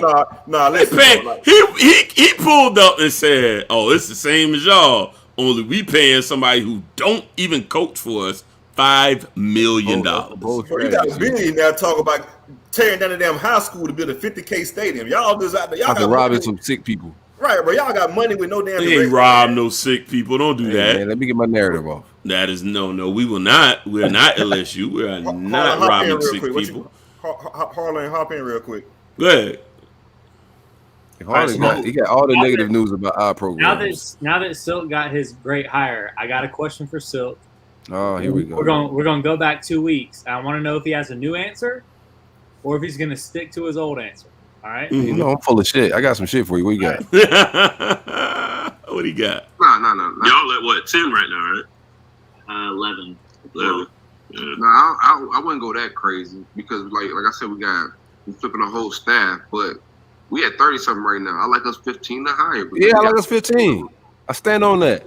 I don't think we're bringing in no bullshit. I think we're gonna snatch some shit. You double down on it. Staffs, some NFL staffs, like the relationships are there, bro. I think we'll get a staff full of recruiters. We just got to see what the X no shit look like when you put it on the field. But one thing we're gonna be able to do is recruit. I got my gyps lined up. I'm about to get back in my bag. I'm about to. We gonna see. I gotta retire. Man. We about to.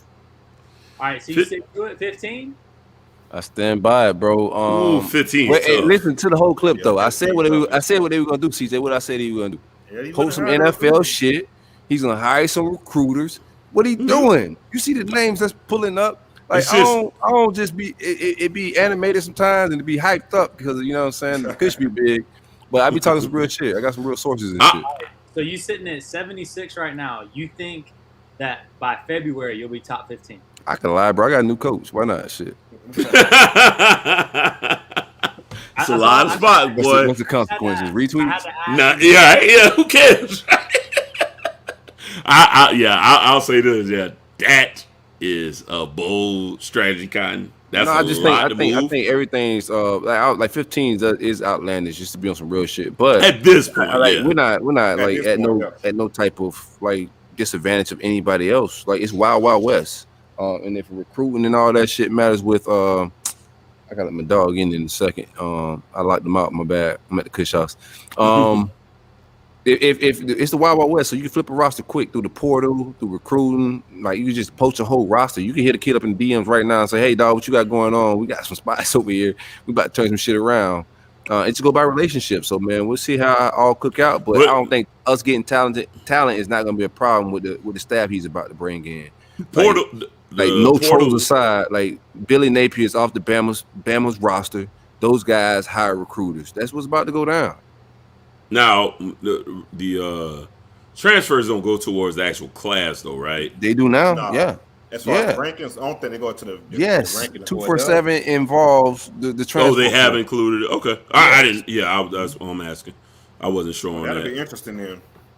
Okay. Yeah. I mean, he even they rank said, them. like, Yeah, you don't remember them ranking them? They've been ranking them. Yeah, they got them. guys. Yeah, you're right. Yeah. You're right. Absolutely. Still to be tough, but it can happen. I had us acquired talent, man. Right now. Say that again. What's the rank? Y'all was 70 something right now, right? 76. We might go to 0. Because he only want like 3-4 people off of this shit. So he told 3 people y'all could chill and stay here, and everybody else kind of got to like figure their life out. That's crazy how you. It's just so late in the game. No, I get that. It's not. The game has changed. That's the thing. You think it's late in the game in 1997? Today's game, like, bro, it's not late. I think it's late for high school kids. Article drop. Yeah, high school kids don't really like. I mean, you can still tell them to chill to February if you can recruit. Like, there's certain kids that they're trying to recruit not to sign in December, and that's battles they got to win. But I think the game has changed where you don't have to like just sign a kid just because the last staff had them, because you can flip a roster through the portal. There's so many freshmen. Like that shit's fertile as hell right now. So why force a vibe? Yo, chill. Okay, if you want to be a part of this, okay, cool. If not, yo, I'm gonna take these 3 kids. I'm gonna survey the land. I got relationships that I'm bringing in, recruiters that could go grab guys. I got names that could go like big dog recruiters that got relationships to call old coaches and say, hey, hit up your old player and tell him I need him. Like that's how this shit work. So we got the relationships to do that type of shit. So I'm not scared of anybody decommitting. I expected all that shit. I didn't expect to keep Nick Evers. The guy said he wasn't keeping people.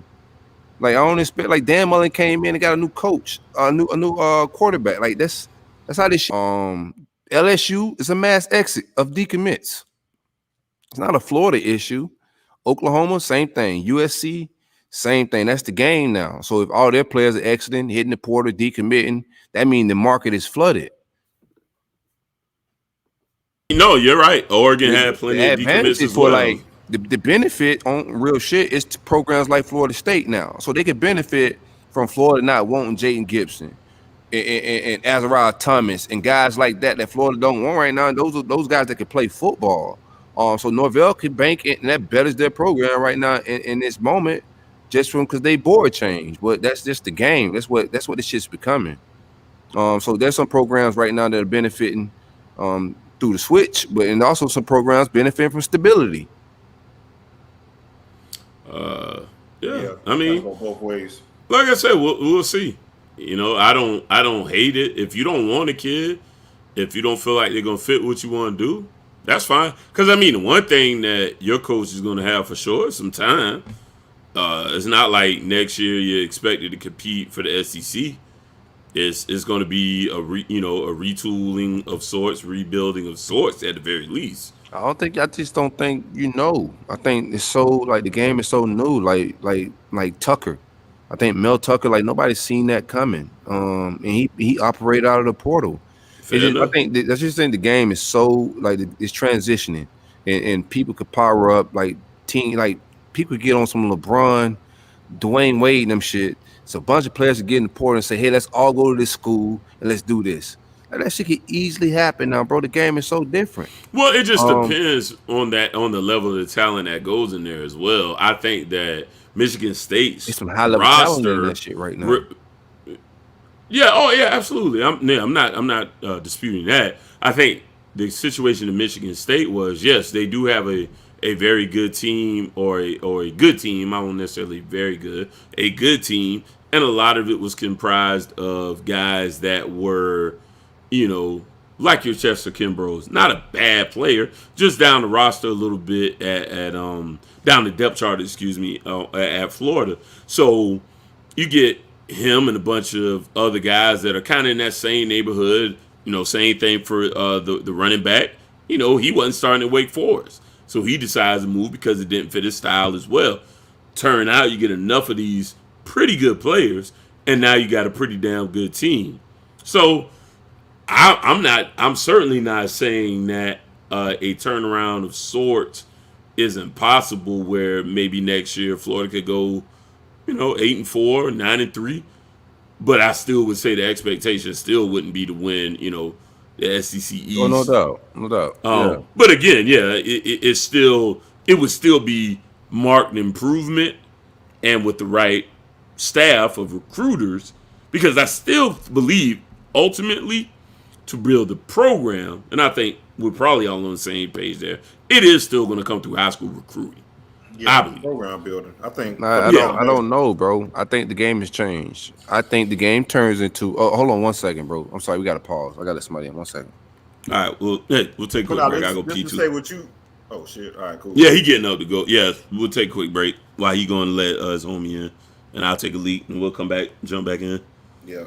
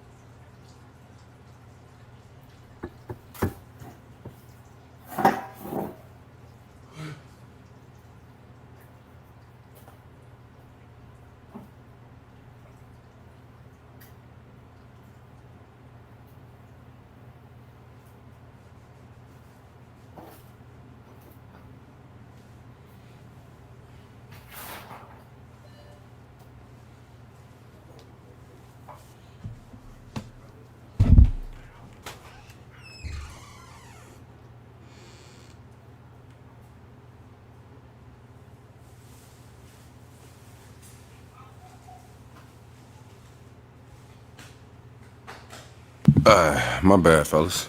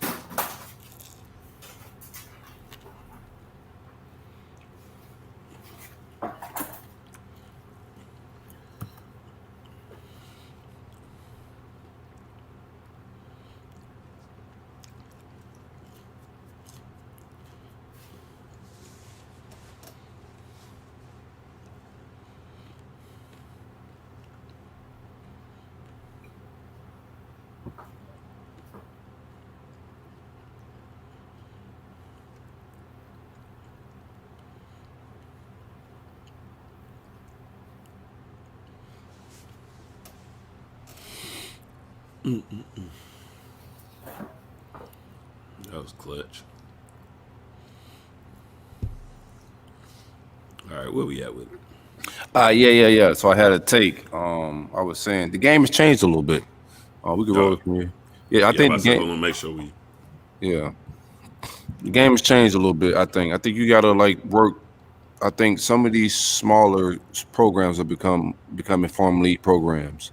And I think you're gonna be able to fish out of them. I think there's a system of guys getting developed, and you taking them out of the FCS programs or the smaller D1 programs, and using them out of a recruiting process alongside high school recruiting.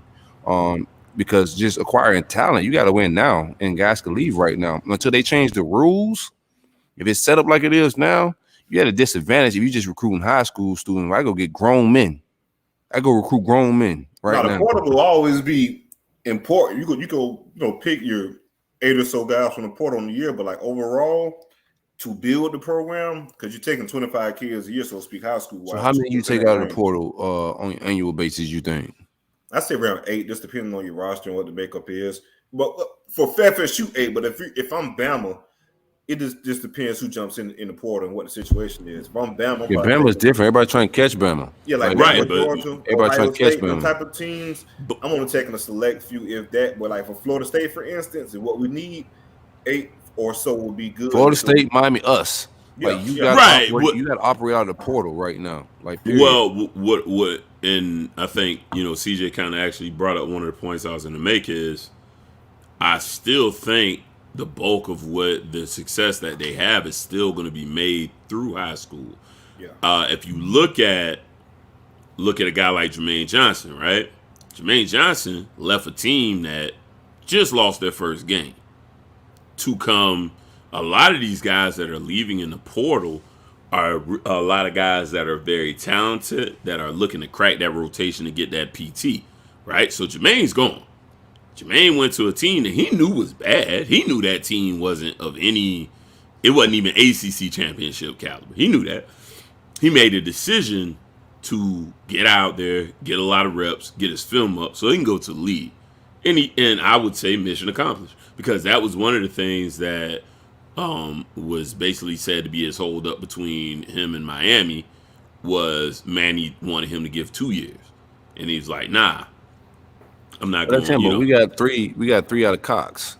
You see what I'm saying? Like you just can still recruit the portal. And I think most of the success of all of our programs in the last 3 years have been through the portal. Like Jermaine Johnson has saved them, like even their quarterback situation, y'all quarterback situation.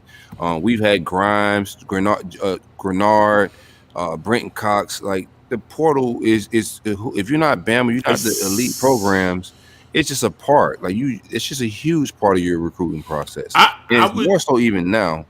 And I'm not disagreeing with you. I agree with your take a lot because you said we're not Alabama, but you talk about all three programs. We're all mediocre as hell. So I still think to get to where you want to be, like look at Bama. Who really made a difference for Bama? The Toa kid, I want to say, is that his name? The linebacker from Tennessee. Who made a big difference for Bama as far as the transfer? As a transfer and their receiver? The receiver. Those are the two guys. So the majority of that roster was made up of guys that they had brought up through. And I think I agree with you. Transfer portal, this is my view of the portal. And I could be, wrong or ignorant on this. I think the portal becomes a little less important as you farm your system appropriately. I think the better you do, the more you'll just pick and choose. Like Alabama, who had two guys that were starters, instant impact guys that, have risen them to the level that they are at right now. For programs like ours, absolutely, that's where you want to look to flip. Like ours, I think Clemson got to work out of that shit. Now, it's only going to just be Bama in a minute. Clemson finna have to work out of this shit. LSU gonna have to work out of this shit. Bama's gonna be the unicorn. Like LSU whole roster's leaving. Clemson, they losing staff turnover. Like motherfuckers about to exit. Everybody but Bama's about to be working out of that shit. Bama and Ohio State. Everybody else is gonna be able to have to operate to fill needs, to get talent in. That shit is a real source right now. Absolutely. No argument there. I mean, I think we're in agreement. I just think, what do you think Brian Kelly got to do right now? Pray. I mean, he got to get in that portal. He's going to have to. He ain't got time to rebuild. He ain't got time. You think LSU finna be patient with him on a rebuild? Nah, you in the SEC, baby. You got to win next year, dog. Figure it out. Yeah. We giving you a lot of money, bro, and you came in with that weird ass accent. So figure this shit out. That's crazy. And now he ain't got Corey Raymond. Did y'all see that his boy daughter, in trouble? His daughter came out, was like every time she leaves the dorm room, she gets booed. She should transfer too. Yeah. Oh yeah. You can't go there. You gotta do online class. I gotta slide. We're gonna finish up finals and next semester we out, baby. We out of here. No, it's my daughter. I'm not even. Hey, listen, baby girl, you guys just come on. So I don't want to come back with my 5. Let her finals. Let her do a finals. We gotta go. I got a quick question before we get to Larry on stuff. Yeah, bro. Don't come in here hating, Larry. Harlan always come in here hating on everybody's shit but Florida State shit, bro. So Larry on got his big hire. Y'all can say what y'all want. Mike's doing what he wants on the trail. He ain't doing shit, really. Silk, y'all got y'all guy that y'all want. I see all these 2.7 stinks come out. Do y'all think that Florida actually starts, like at this point in time, starts to keep out some of those schools with the 3 hires that they have now, or do you think it continues? Nah, I think Florida. I'm gonna tell you, this is my take. I think Florida's for sale. This is what it is here, bro. It sucks. I think Louisiana kids are somewhat. The game could be changing, but Louisiana kids are loyal to those state lines. Texas kids are loyal to their state lines. Georgia kids, Bama kids. And Florida is fucking for sale. These kids are gonna go to the highest bidder, and I'm not mad at them for that. But you just look at the teams that come in with the bags could get Florida kids. They're not loyal to the state lines, and some of that's Florida's fault too. Like we slept on our program, and they didn't put money and resources to keep it. Yeah, to keep it here. So Bama and the other programs spent money to come get our local resources, and what we did, we sat on it, right. Our programs are catching up. So now we're spending some money. Miami's pretending like they want to buy a 50,000 seat stadium in the hood. Why we pretending, dog? Why? I got a joke, bro. It's a show. No, but I don't like it. It hurt my feelings. But yeah, Harlan. Finish your Larry. I'm finishing shit, Harlan. What else you got? Oh no, I was just curious because I know Cristobal, they hype him as such a big recruiter, and you're hyping Napier, and I know we're topping the state in recruiting right now. So I didn't know if there was a shot. You got to recruit the Globe still. I'm keeping the buck. This shit nicks until it's not nicks. I ain't finna get carried away. Came in the set ground, there was a wrap after that. Once we kind of let them in, He was a rap after that. It's for sale, Harlan. Like Miami fans gonna lie and say Cristobal's about to lock down the South. I don't Cristobal ain't think about to that's lock our down story. shit. That shit I don't is think for that's our sale. story. No, that's the I'll be vibe. honest with you. I got an well- elite. I got an elite recruiter, and the guys he hiring can operate in South Florida and do some things. But until shown otherwise, South Florida is Nick Saban's. Well, no, I think honestly I'll go opposite of that. And if other Miami fans disagree, I think they just may be a little short sighted. I actually agree with you. He didn't really hurt my feelings about the money shit because I know we spend money. I don't give a shit. But That's a good joke though. It was pretty good. I think what Mario will give us the advantage at is he's a national recruiter, and you have to be at Oregon. You're not going to do all your work in Oregon. You're not even going to do it all in Cali. Can't recruit. No, like we got recruiters. Like there's no debate in that shit. People that's thinking, oh, you got a Sunbelt coach and a P5. That shit sound cute, but he's off this. Anybody off that saving tree, they can fucking recruit. Can they coach? That's another thing. Because Muschamp could recruit, but could he coach? That's some other shit. That's why I said my take from the beginning is we fixed the problem we had with recruiting. Mullen couldn't recruit. Mm-hmm. We're not gonna have that issue this go around. I'm gonna be at least able to get my shit off in the off season with my trolls. Yeah. So to answer your question, I think we will do better in the state of Florida. But yeah, I agree with those guys. It is a bit for sale. And we all know this old take, and it's because it's true. Winning cures all. You win, and you're gonna keep some more local guys. But ultimately, I think in this, you gotta get it back. I think you do. But again, I mean, it's a lot here. So at the end of the day, I think, like you said, right. I think at the end of the day, you need a national recruiter at this point, because if you put all your chips in on these Florida kids, you're gonna come up short. University of Florida have never won with South Florida, so like I look at it differently than everybody. Like we never needed South Florida to win a national championship, really. We've had some players off the roster, but they ain't what we heavily was at in like Dade or no shit like that. We've won with our Dade County kids. And I think like the country, like even in my last few years, the best kids on my roster haven't been from Florida. Like Darius Toney, Kyle Pitt, Kyle Trask. I could go on and on, but the best players necessarily haven't been. Bama. He's from Alabama. Oh, really? I didn't know that. Okay. Yeah. He definitely He moved like a Florida kid. I didn't know that. Yeah. I did not know that. I thought he definitely was from Florida. Okay. I didn't know that. He fit I in, guess, but like, my last point before I hop out here, I'll let Larion take it over. But Larion thinks they're going to recruit Florida better.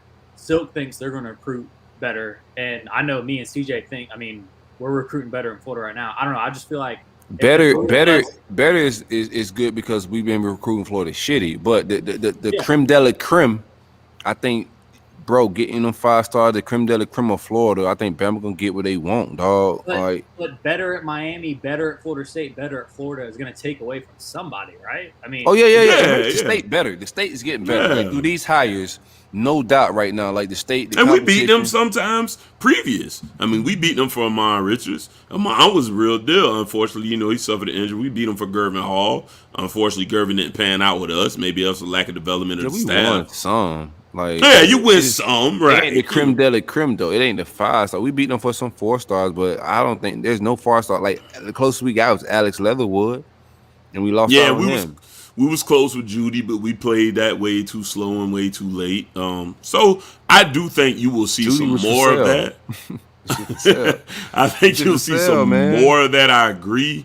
Absolutely. But your real focus is going to have to be a guy that has a national eye, because these Florida kids will burn the hell out of you, man. And then you're going to be going, he said we were his dream school. Think about the resources these programs got now, though. Like, it's just a different game, bro. You could scout the whole globe. Is it more convenient and it's smarter to, like, of course, work your area? Yeah, that's smart. But if you're gonna sit here and say, like, let's just figure out a way to beat Bama in Florida, nah. Like, you better try to get some players from around the country and evaluate.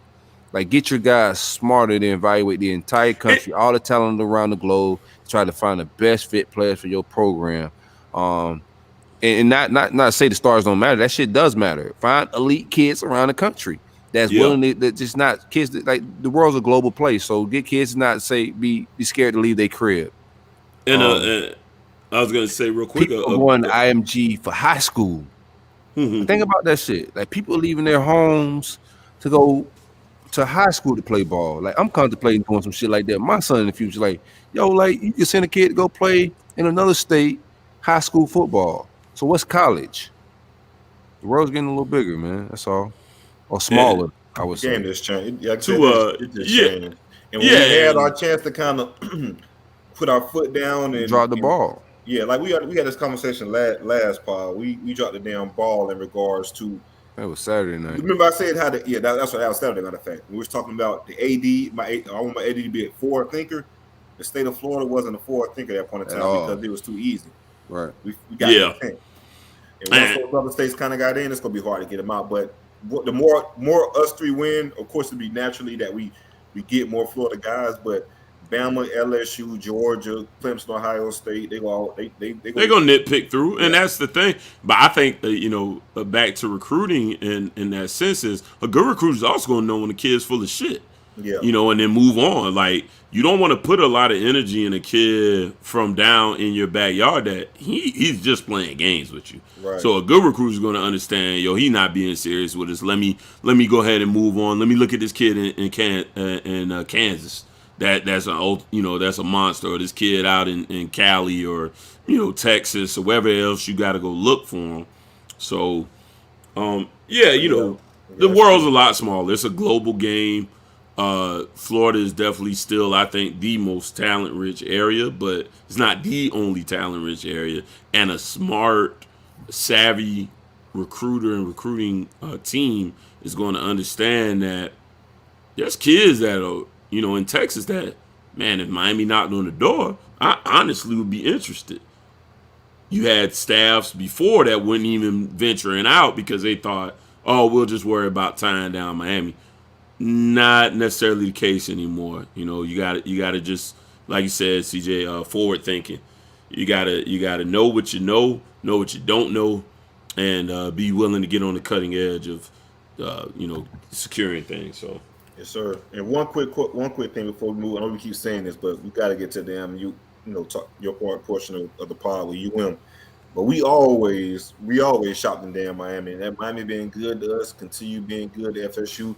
I know that they already touched Miami. I want Miami. I want Dade, but when we've won, like we there's no lot of Dade on our roster when we've won. But like big, we won. It was plenty on our roster. Keep that Dade that's the difference between us and y'all. Like we've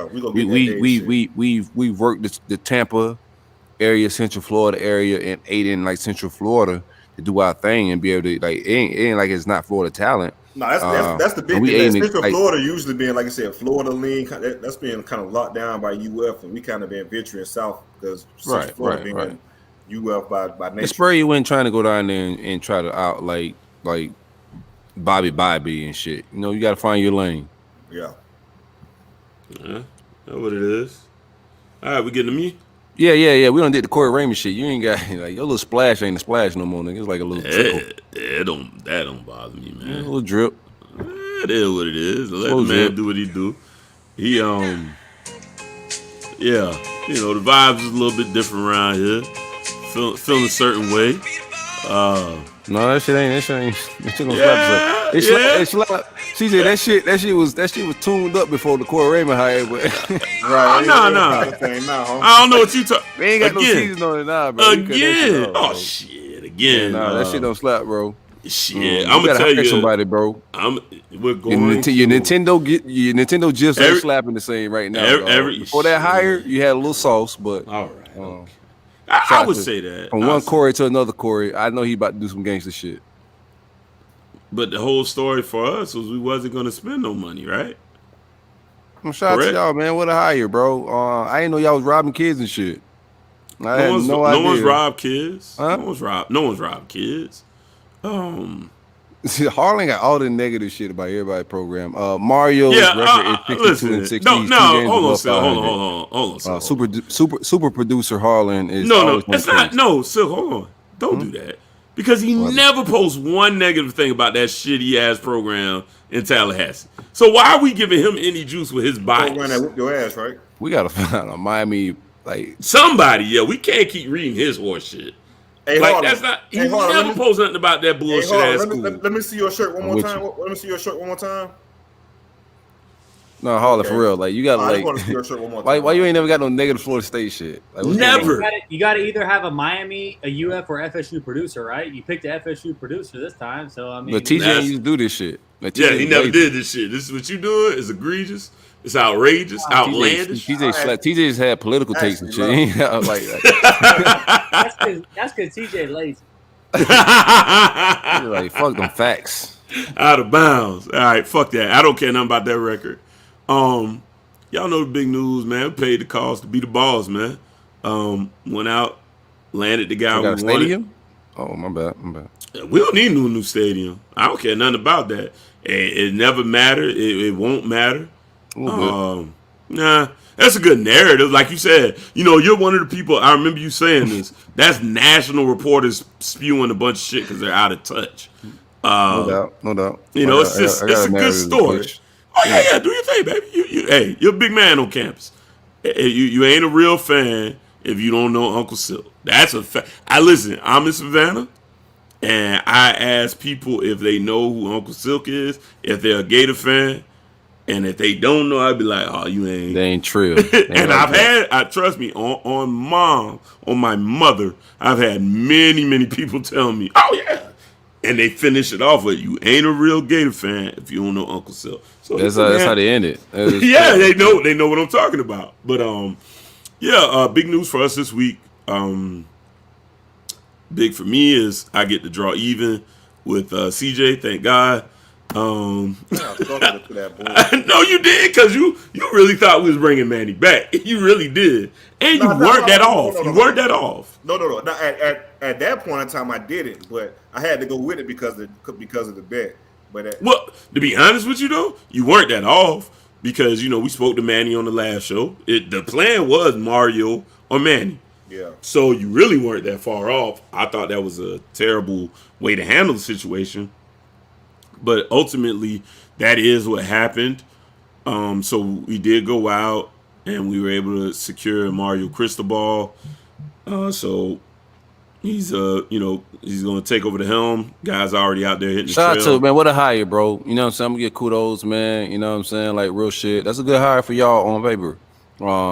Y'all got into y'all bag. Y'all did what y'all did, and no, I'm gonna get my troll. I'm gonna get my shit off. I got information from Miami side, bro. Like I got dudes with that's in the know. Shout out to Bennett Otto, the representation over on that side. Them dudes are big Miami guys. I know what's going on a little bit, but I'm gonna get my shit off. I'm gonna have fun on the Twitter streets. I definitely have a good time. Shout out to my man Anthony. He treated my text message like his personal timeline of trolls. Once this shit started unfolding, I seen solid proof that the shit was done, and I kept trolling. That's how like dedicated I am to the game, Larry.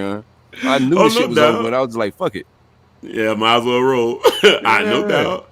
I try to leave that a little bit more on the timeline. We're gonna get our jokes in here, but so yeah, Miami locked down Mario Cristobal for 10 years. At around $8 million a year.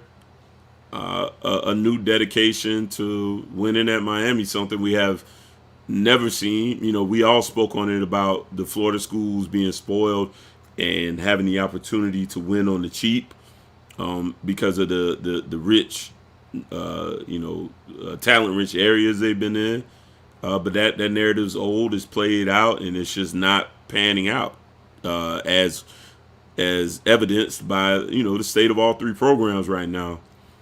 We're going from being national title contenders, perennial national title contenders, to guys that are fighting to get into a bowl game, barely over 500 teams. Just not the standard for any of the programs. So. We were able to announce Mario yesterday. Came out at his press conference on Monday. Excuse me. Tuesday. And actually just announced while we're recording. Dan, let me make sure I say this name right. When I read it, I can say it right. If I just start to go out the top of my head, I say it wrong. Dan Radikevich. I'm sorry, Radikevich. Shout out to that boy, man. What a He name. has he signed on to be the AD. Not sure the numbers. It's supposed to be some crazy numbers, like CJ mentioned earlier. Nah. You know the numbers. Y'all said on the streets $3 million. Y'all That's paying what they AD. say, but we're private, so I mean, Yeah, could be a I don't- little. That's a crazy number. Y'all private till it's time to like Till it's time to flex, be right? private. That's what I would do. Till it's time to fire a coach. Then you just like publicly like leak shit out and like, man, like prayers to Manny Diaz, man, and his whole ego. My Like, God, crush my dog ego. No, I'm gonna tell you, you don't this. care at all. Like a little I bit? don't. I'm gonna tell you why. Because Manny Nah, got they carry that in the bag. Real quick before you get into your homer shit, real quick, like CJ, what you think about Go ahead, CJ. the Manny Diaz shit? That shit was unprofessional, but like the coaching circle in general, like that shit wasn't a good look. Now, Mario is a Miami guy, so This shit worked out, right? You feel me? So it worked out, but like the general consensus around the country, that shit was just a bad look. It was bad business. It was 100% true. But I mean, like I said, with the Miami guy, Mario, he really don't go. He's a fucking Miami guy, so all that shit really don't damn matter at the end of the day. No argument from Larry, correct? However, it was a bad look and unprofessional from who? From the university standpoint. Who from the university leaked this information? Bro, they said, like, these reporters said, Larry, Miami is reporting, not sources, not they reported the University of Miami as going after Mario Cristobal. They said the University of Miami is reporting that they're going in after Mario Cristobal, not sources, not a source at Miami. But they said I the University guarantee of you, Miami. So right, that's journalistic shit. We've been knowing that before the information actually came out. Right. We knew what it was. Right, but what I'm telling you is you're not going to find a credible source. You're not going to find a quote from Franks. That would be unprofessional. You're not going to find a quote from the I mean, you don't need a quote to hiring know firm. that they leaked that though. Like, Right, but everybody I've explained to you all, and maybe I haven't explained to the audience, and I'll take that time to do this right now. It looked bad, but this wasn't our president doing this. It wasn't our AD doing it because our AD has been fired at that point. So there wasn't an AD going out saying that. The last AD went out and said, "Oh, Manny's." I don't know the iffy. title name, but somebody from Miami's camp, like the administrator, somebody that It was. of this process, we know who it leaked was. that information. We know who it was. It was members of the board of trustees who were upset that they'd been, squeezed out of the process. Julio Frank took it upon himself to say, "Hey, shout out to Kirk Herbstreit. I don't like how my name's getting dragged." So shout out to him and Barry Jackson because can't let your name Kirk, get dragged. I feel that nigga on that too. Kirk, right? Because Kirk actually got his info from Barry Jackson, right? Because he was. Remember, I mentioned this on the show before. No He was getting a little bit of heat because there were some people that are upset how the law school had been performing lately. Their bar exam scores had gone down. The percentage of individuals, that were passing the bar had dipped substantially from the standard. So what you ended up having was he had a little heat from that, and then Kirk turns his heat up on him, and then he's so now he's like, whoa, what's going on? My job's at jeopardy now. So he takes the time to say, hey, we got to get this fixed. And then even moving without an AD, all this, it was just, I don't know, man. It was just weird. I don't know. But it's weird. I will say it was weird. The unprofessional part, though, I think in defense of Miami, was other professional people who were just, their egos were bruised, decidedly went out there and put out information that just wasn't true. I mean, remember I got tagged in, the feeling is Mario's coming back. I mean, Manny's coming back, right? We got, this is being handled like a circus, quote unquote. Never named the people that were giving it still kind of look like a circus a little bit. Well, I mean, and to an extent it is. I will give you that. Because you had people that their feelings were hurt, egos bruised. It's hard to tell a person who's gotten their way because they got a lot of money, they got a lot of weight to throw around, and they're a person of importance. Nah, you ain't important. And that's what the honest to God truth is on that situation. People were just a little hurt. So then they want to ruffle feathers. Some people supported Manny and still wanted him around. So that's a lot of what you saw. because it wasn't like the president came out and said, "Hey, we looking at Mario, but if he say no, we gonna take Manny." What happened was people who was like, "Well, how they gonna squeeze me out?" Well, I'll say this is going on. Turned out we got our guy, and those people lost in the end. Maybe they'll step down from the board of trustees because you know what's going on now? A lot of new money. Mass tech. Guys that are, you're looking at individuals that they aren't the older guard. You're looking at a lot of younger guys with big money, tech money, that have stepped in and say, hey, we're sick of this. And they have ties to Mario Cristobal. A lot of guys went to school with him. So you're looking at... Yeah. What you got about staff-wise, man? Like, none of this shit matter, man. Y'all gonna lie about Mario like y'all lie about Randy, like y'all lied about Manny. So another Miami hired another one of y'all guys. What the staff gonna look like? Cause that's what matters, bro. So I like what you doing, man. You won't stop. What First we wasn't gonna get him. Now we got him and he's nothing. Oh, no, CJ keep talking about his record. The record is the record. But now, you know what's funny? A Willie record was his record. Exactly. And it was a losing record. Y'all killed Willie for that He lived shit. up to that record. Exactly. Y'all killed Willie for that shit. And another thing is, y'all will flip and say, oh, FIU was terrible in the dumps, which is true. But y'all forget to mention that Western Kentucky was fucking trash before Willie took over. USF was fucking trash before Willie took over. So what we're not gonna do is defend. We're not use our responsible platform to defend Willie Taggart. He's stinking it up in the 5-6-1 right now. I won't do that at all. I just want the consistency. Yeah, you already done that. You did that for as long as you could, man. And now you tired, and you ain't got to do it no more. You asked for it. Oh no! Now you gonna produce. Now he's pointing out that I said that we was getting Basaint and Kelly, and CJ asked. I don't know, bro. This is my list. I don't know if that's your list. My list. Don't be that on my list. That's my I'm telling you, them two I just named. I'm willing to put it on the line here, Canes. That what they coming? Yeah, Kelly and Basaint. I'm gonna go Canes. That's a little buzz here. I need you right now. I need you right now, baby girl. Right now. Hey, put the. He called Tia baby girl, bro. That's crazy. He definitely did. He cleaned it up. If y'all we ain't hit it in today, so I don't want to send the wrong impression. So we won't start no trouble. Hey, she blushed a little bit when you said that shit though. In the CJ Wilson household. So I was caught up in the moment.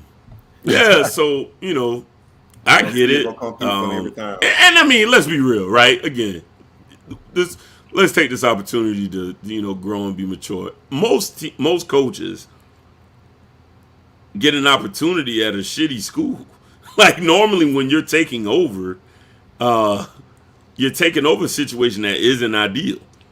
Now the situation in FIU was I am honestly I was shocked to hear what was reported. It really did sound very JUCO. And so you went to JUCO, so they said it's the projects, fam. Bruh, he said shit felt like Mario prison. said they didn't have a weight room. I did a bid at JUCO.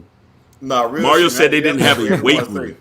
They had a weight room when he was there? They didn't have a weight room. No, my shit was nice. We had a nice JUCO, but it was JUCO, man. Shout out to Mooresville. Exactly. So FIU was bad because hell, Bush Davis came out and said that recent boys was borrowing pass from UCF or something like that. Exactly right. Remember, we just reported. Yeah. We just reported that Bush said they had to buy.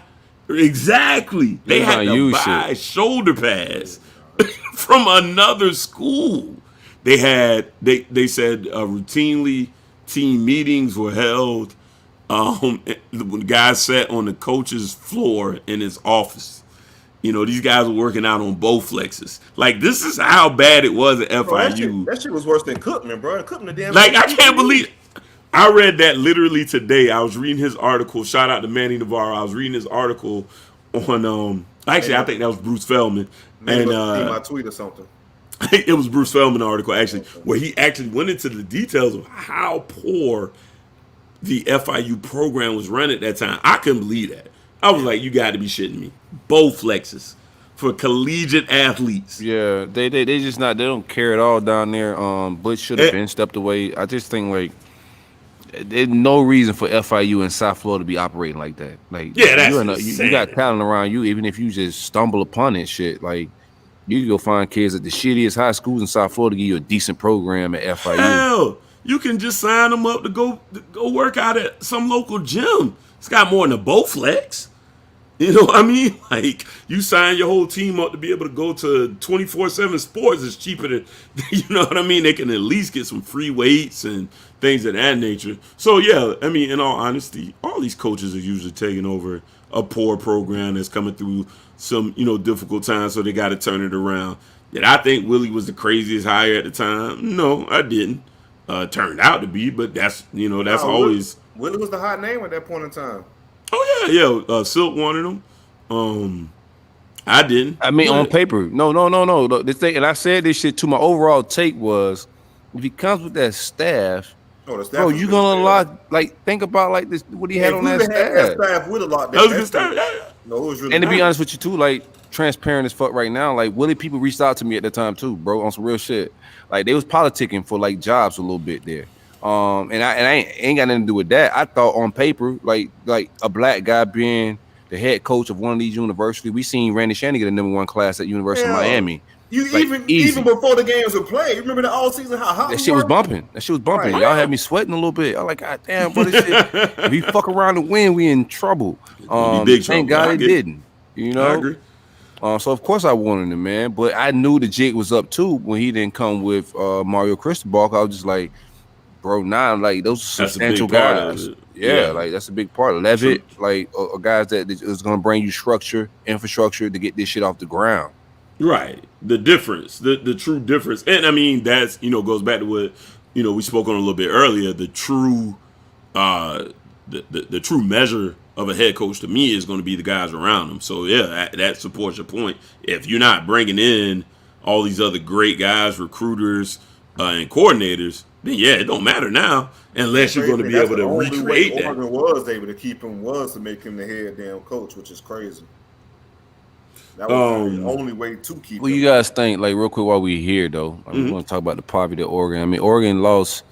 They got to start hiring Florida boys. Like, they got to stay away from shit like that. They got to hire somebody from, like, Tennessee or some shit. Bro. Yeah. Get you a West Coast guy and stick with it. You come over here, man. We gonna break your heart every damn time. Yeah, man. The boys want to get back to mama and shit, man. I mean, you can't blame Mario, bro. Like or Willie, because look at what both of those guys left. No, not at all. Dream programs. I mean, even that much harder. Dream for program. Mario. Hindsight 2020. Like, okay, say like right now, who would you choose, Larry? On right now, Florida State or Oregon? Oh, Florida State or Oregon? Yeah. As far as that's coaching, tough. Just to take over. Just to take over.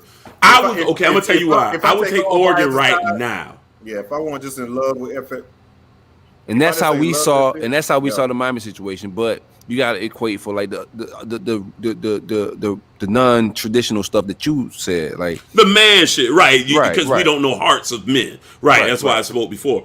If I'm Mario, this is a chance to rebuild my alma mater, and man, there's a tremendous pride of being a Cane, a championship Cane, and then now you look at your program and it's a laughing stock of college football. I got to go fix that shit. Like I would have to. I know me. I can't do it. I gotta try. But we don't hire Corey. Like, this shit might get weird. Man, y'all said Brian Kelly you said it's about Tim Brewski. Brian Kelly go and shut LSU down from there. They go ahead and start their next coaching search right now, dog. Like that shit. You said it's about Brew too, cuz. You said it's about Brew. Watch, too. We got young gunners. Brew, old man. These young boys here. Corey, man. like what, 52, something like that? Hell no. In his 40s. I think Corey like Raymond? Yeah. I think Corey like 51, 52. Look that up real quick. I think he's in his early. That ain't no old coach though. No. 52. Okay, I'm about to say. I thought Corey was up there a little bit. Yeah, he be the oldest guy. DC. He be probably the old man on the staff. If he brought in Chris Rump, Lapoy, I think right now the oldest guy on the staff, if intact of what we trying to envision, it would probably be Corey Raymond at 52. Yeah, I mean, listen, I'm definitely not disrespecting. Definitely not disrespecting Corey Raymond. Names definitely carry weight and deservedly so. Another breaking news for us. You asked about staff. We are bringing in Aaron Feld, the strength and conditioning coach out there at Oregon. The guy with the crazy mustache, swole up, looks like he's an Olympic lifter. Yeah, we got him now. So, much love to Feely, but this coach can walk it like he talk it. This dude's tremendously jacked up. So another good hire for us there.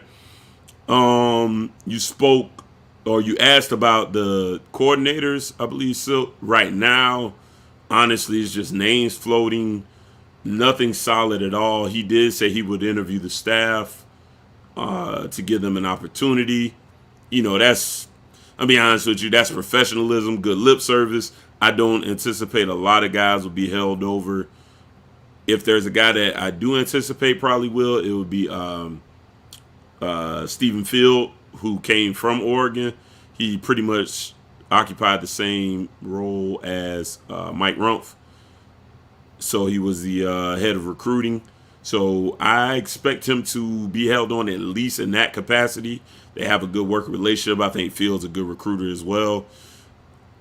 Other names that I've kind of heard tossed around a good little bit would be, I can announce also Garen Justice is officially going on the SMU. I believe. Let me make sure I don't want to be inaccurate. Garen Justice is going, and it is some speculation about Rob Likens going over to SMU as well. But, okay, it doesn't look like I have anything official about that just yet. So that may be something else to look forward to look out for in the near future. So those guys, those positions are obviously open. Well, for one, we already knew Mirabal had already taken O-line. Mighty Mouse is considered to be one of the best O-line coaches out there. Very instrumental in developing the lines out there at Oregon. Joaquin Gonzalez, speaks very highly of him. So, as far as filling out the rest of the staff right now, Brady's a name that's out there. I don't know if Brady's going to end up working out because the rumor is he doesn't like to recruit. We spoke on this. I had a little small outburst about I don't want to hear that in college. If you're not about it, I just don't need you down on the team. And, Mario is regarded as a bulldog recruiter. I heard you guys get the speak on goddamn moving, bro. Like, you heard who we just hired. So, chop. Yeah, I heard this one guy, bro. Okay. Chop, goddamn it. All right, okay. Very scared. Thank you. So we might hire him from under you. What y'all paying him? No, y'all ain't got that bread, man. Shit different over here. We flag shit. That shit different. Y'all private. We got that. Y'all like a little social club. This is big boy shit. We done came from off of that. No, y'all running. Coach make more. Coach makes more as an outfit, bro. Like, you see what's going on. We about to pay Raymond. Like, watch the staff. The pesos about to roll out. What is his official title? Co-DC. We got 2 DCs. It's gonna be some more funky titles that roll out a little bit here. You got 2 DCs. You ain't got 1 DC. No, that ain't true. You gotta look at the game, baby. The games. LSU won with 2 OCs and 2 DCs. LSU. That's the game. Who was the co-OCs? Bro, I don't know. Joe Brady was the passing game coordinator. There's a lot of miscommunication about that. But it was 2 OCs. Okay. It was 2 OCs. I just knew, because a lot of people said that with him. But when he was at LSU, he wasn't OC. He was a passing game coordinator. He was just considered to be. We got 2 line coaches as well, and that don't mean that we ain't got 1. That ain't how this shit work a little bit. That means you got don't 2 have 1 if you got 2. You literally got 2. Yeah. It could work. I'm not like that. Yeah, what it is. Yeah. Oh yeah, he definitely will, because we had 2 receiver coaches at one point in time. Oh no, that's different. Yeah, y'all did. Right. Oh, that's different. No, we had 2. No. See, Bama got 2 offensive line coaches. I ain't never seen nobody in the country with 2 wide receiver coaches. That's funny as shit. Two receivers. Hey, the slots coach. You got the slots coach. You got take the slots. coach, I'll right. take outside. I take the X and the Z. Willie's I a really don't know legend. how the fuck they work that out in practice. Like, that's here and there. God damn. But he's a name that has floated around. Another name that we're all familiar with, Kendall Browse, has been a name that's been floated out there. The hell he doing these days? Kendall's at Arkansas. Yeah, he's OC. He's done a good job out there. So so y'all looking at him for OC? Mm-hmm. What happened to Joe Brady? Y'all got Joe Brady as well? Joe Brady, yeah, that was the first name I mentioned. Joe's a name out there, and also Ken Dorsey is a name that is That's what I like right there. Well, I'll tell you what, we made those jokes, but the word is Ken's probably gonna be looking at OC next year in the NFL. So when they're looking at the work he's done with Cam Newton, the work he's done with Josh Allen, that's kind of the word. So if he is a guy that we're looking to bring into the fold, it would be, you're taking a guy that being an NFL pedigree guy at this point, allegedly. I can't give it to him until he gets it. But that's some of the buzz going on around his name currently. No bad for the road, dude, bro. But go ahead, bro. I know we keep dropping BS and whenever it comes on, but Grant Delpley, y'all guys remember the safety that played at LSU? Mm-hmm. Yeah. He's saying it's a damn shame they didn't offer C. Raymond back. I love it. Brian Kelly drunk. Yeah, I love it. I think LSU is vulnerable. I think Raymond was the one guy. Vulnerable.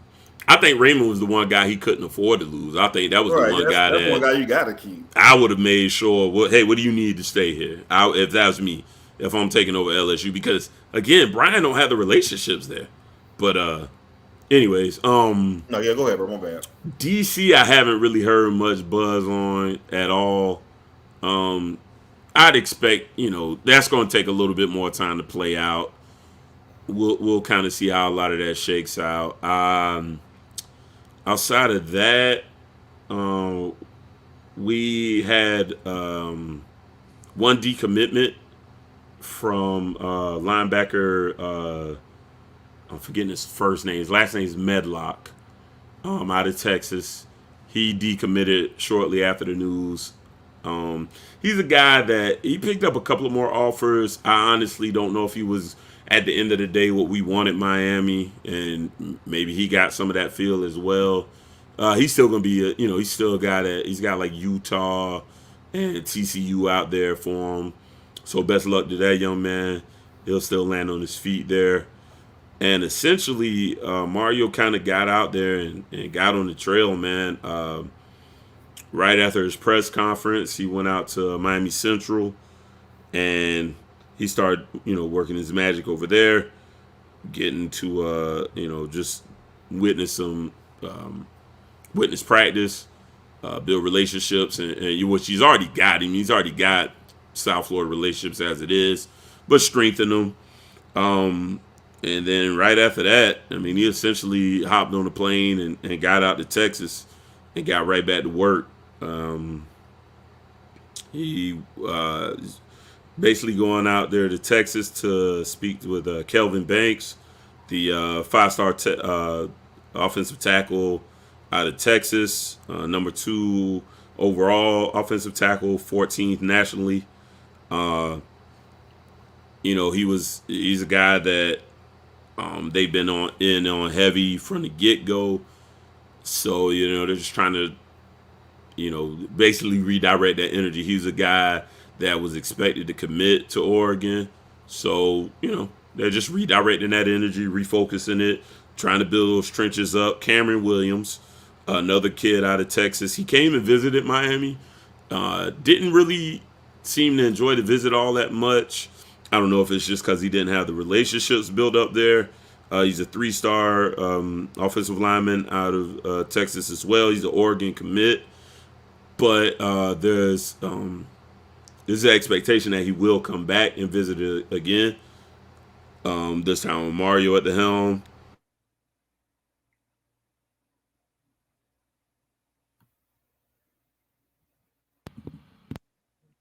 Arizona. You went out a little bit. Yeah, froze. I did. Okay, I'm sorry. I think you guys heard Anthony Lucas. Is that where I left off? We good there? Yeah. Okay, yeah. Anthony Lucas is another guy that has been reached out to.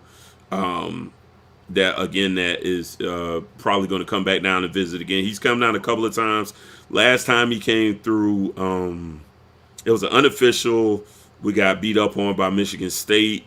I think he is a kid. He's a legacy kid. I think he's a kid that did have genuine interest, but that loss to Michigan State kind of left a sour taste in his mouth, especially because a lot of the young guys didn't get in on that.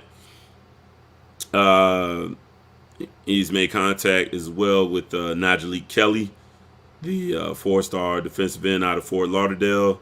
He was largely considered an Oregon lean towards the end of this process. I know in that clip that Harlan played earlier that I said I had him as a Cane. Looks like that could still come true. But when I said it, the Oregon buzz wasn't quite as big then. So, again, I think because you got to remember, I think these kids were interested in Miami, were very interested in coming home or staying home in these some of the local kids' instances. But Manny's gamble didn't pay off. You start off 2-4, you lose a bunch of games, you don't look great, and your whole gamble of hey, we'll just go for the big fish doesn't work when you look like shit on the field. So working on reeling some of those guys in.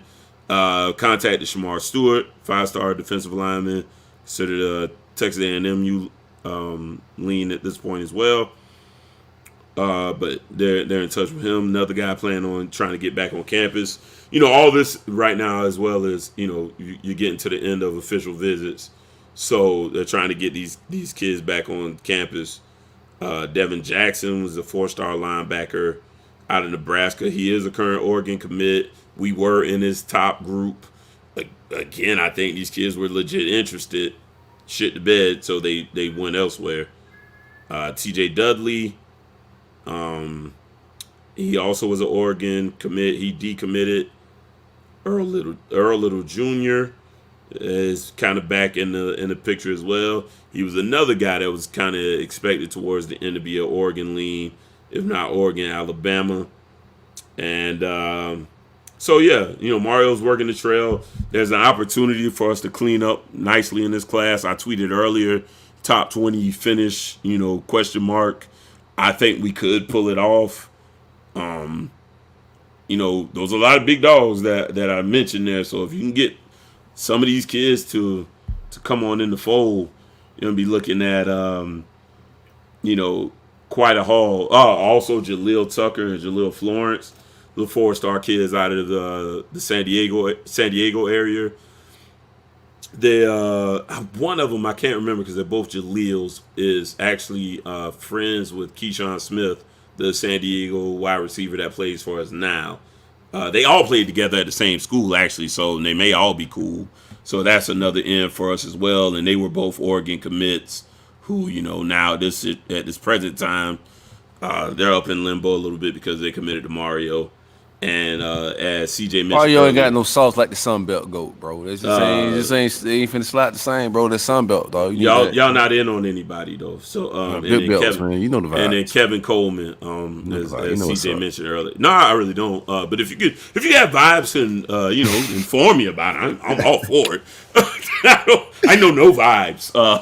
So yeah, scared money, no money. Mario's out there working, man. He's working a little bit. It could get weird. It could get weird. That public out on the trail, bro. It's about to get a little wicked for him. We're gonna see, baby. I like it. Let's go. Let's go head up, man.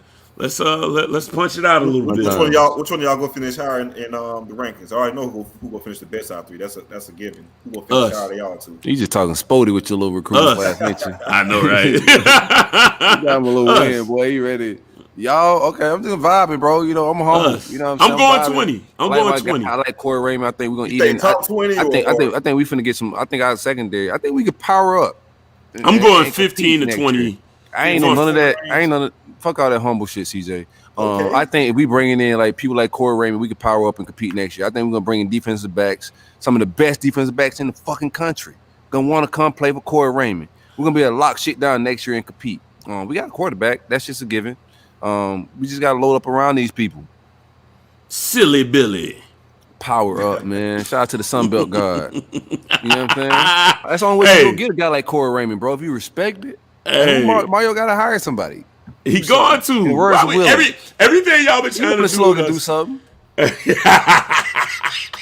my favorite. That is my favorite shit. All right, so we got top 15 for UF and 15 and 20 for Miami, right? Yeah, I'm going 18. 18. That's the number. I like us above Miami. Think so? That'd be dope. Yeah, why not? Shit. That's a great year. Yeah. That's a great year. It's a great year. It is. And where you at right now with all the decommits? That would be amazing.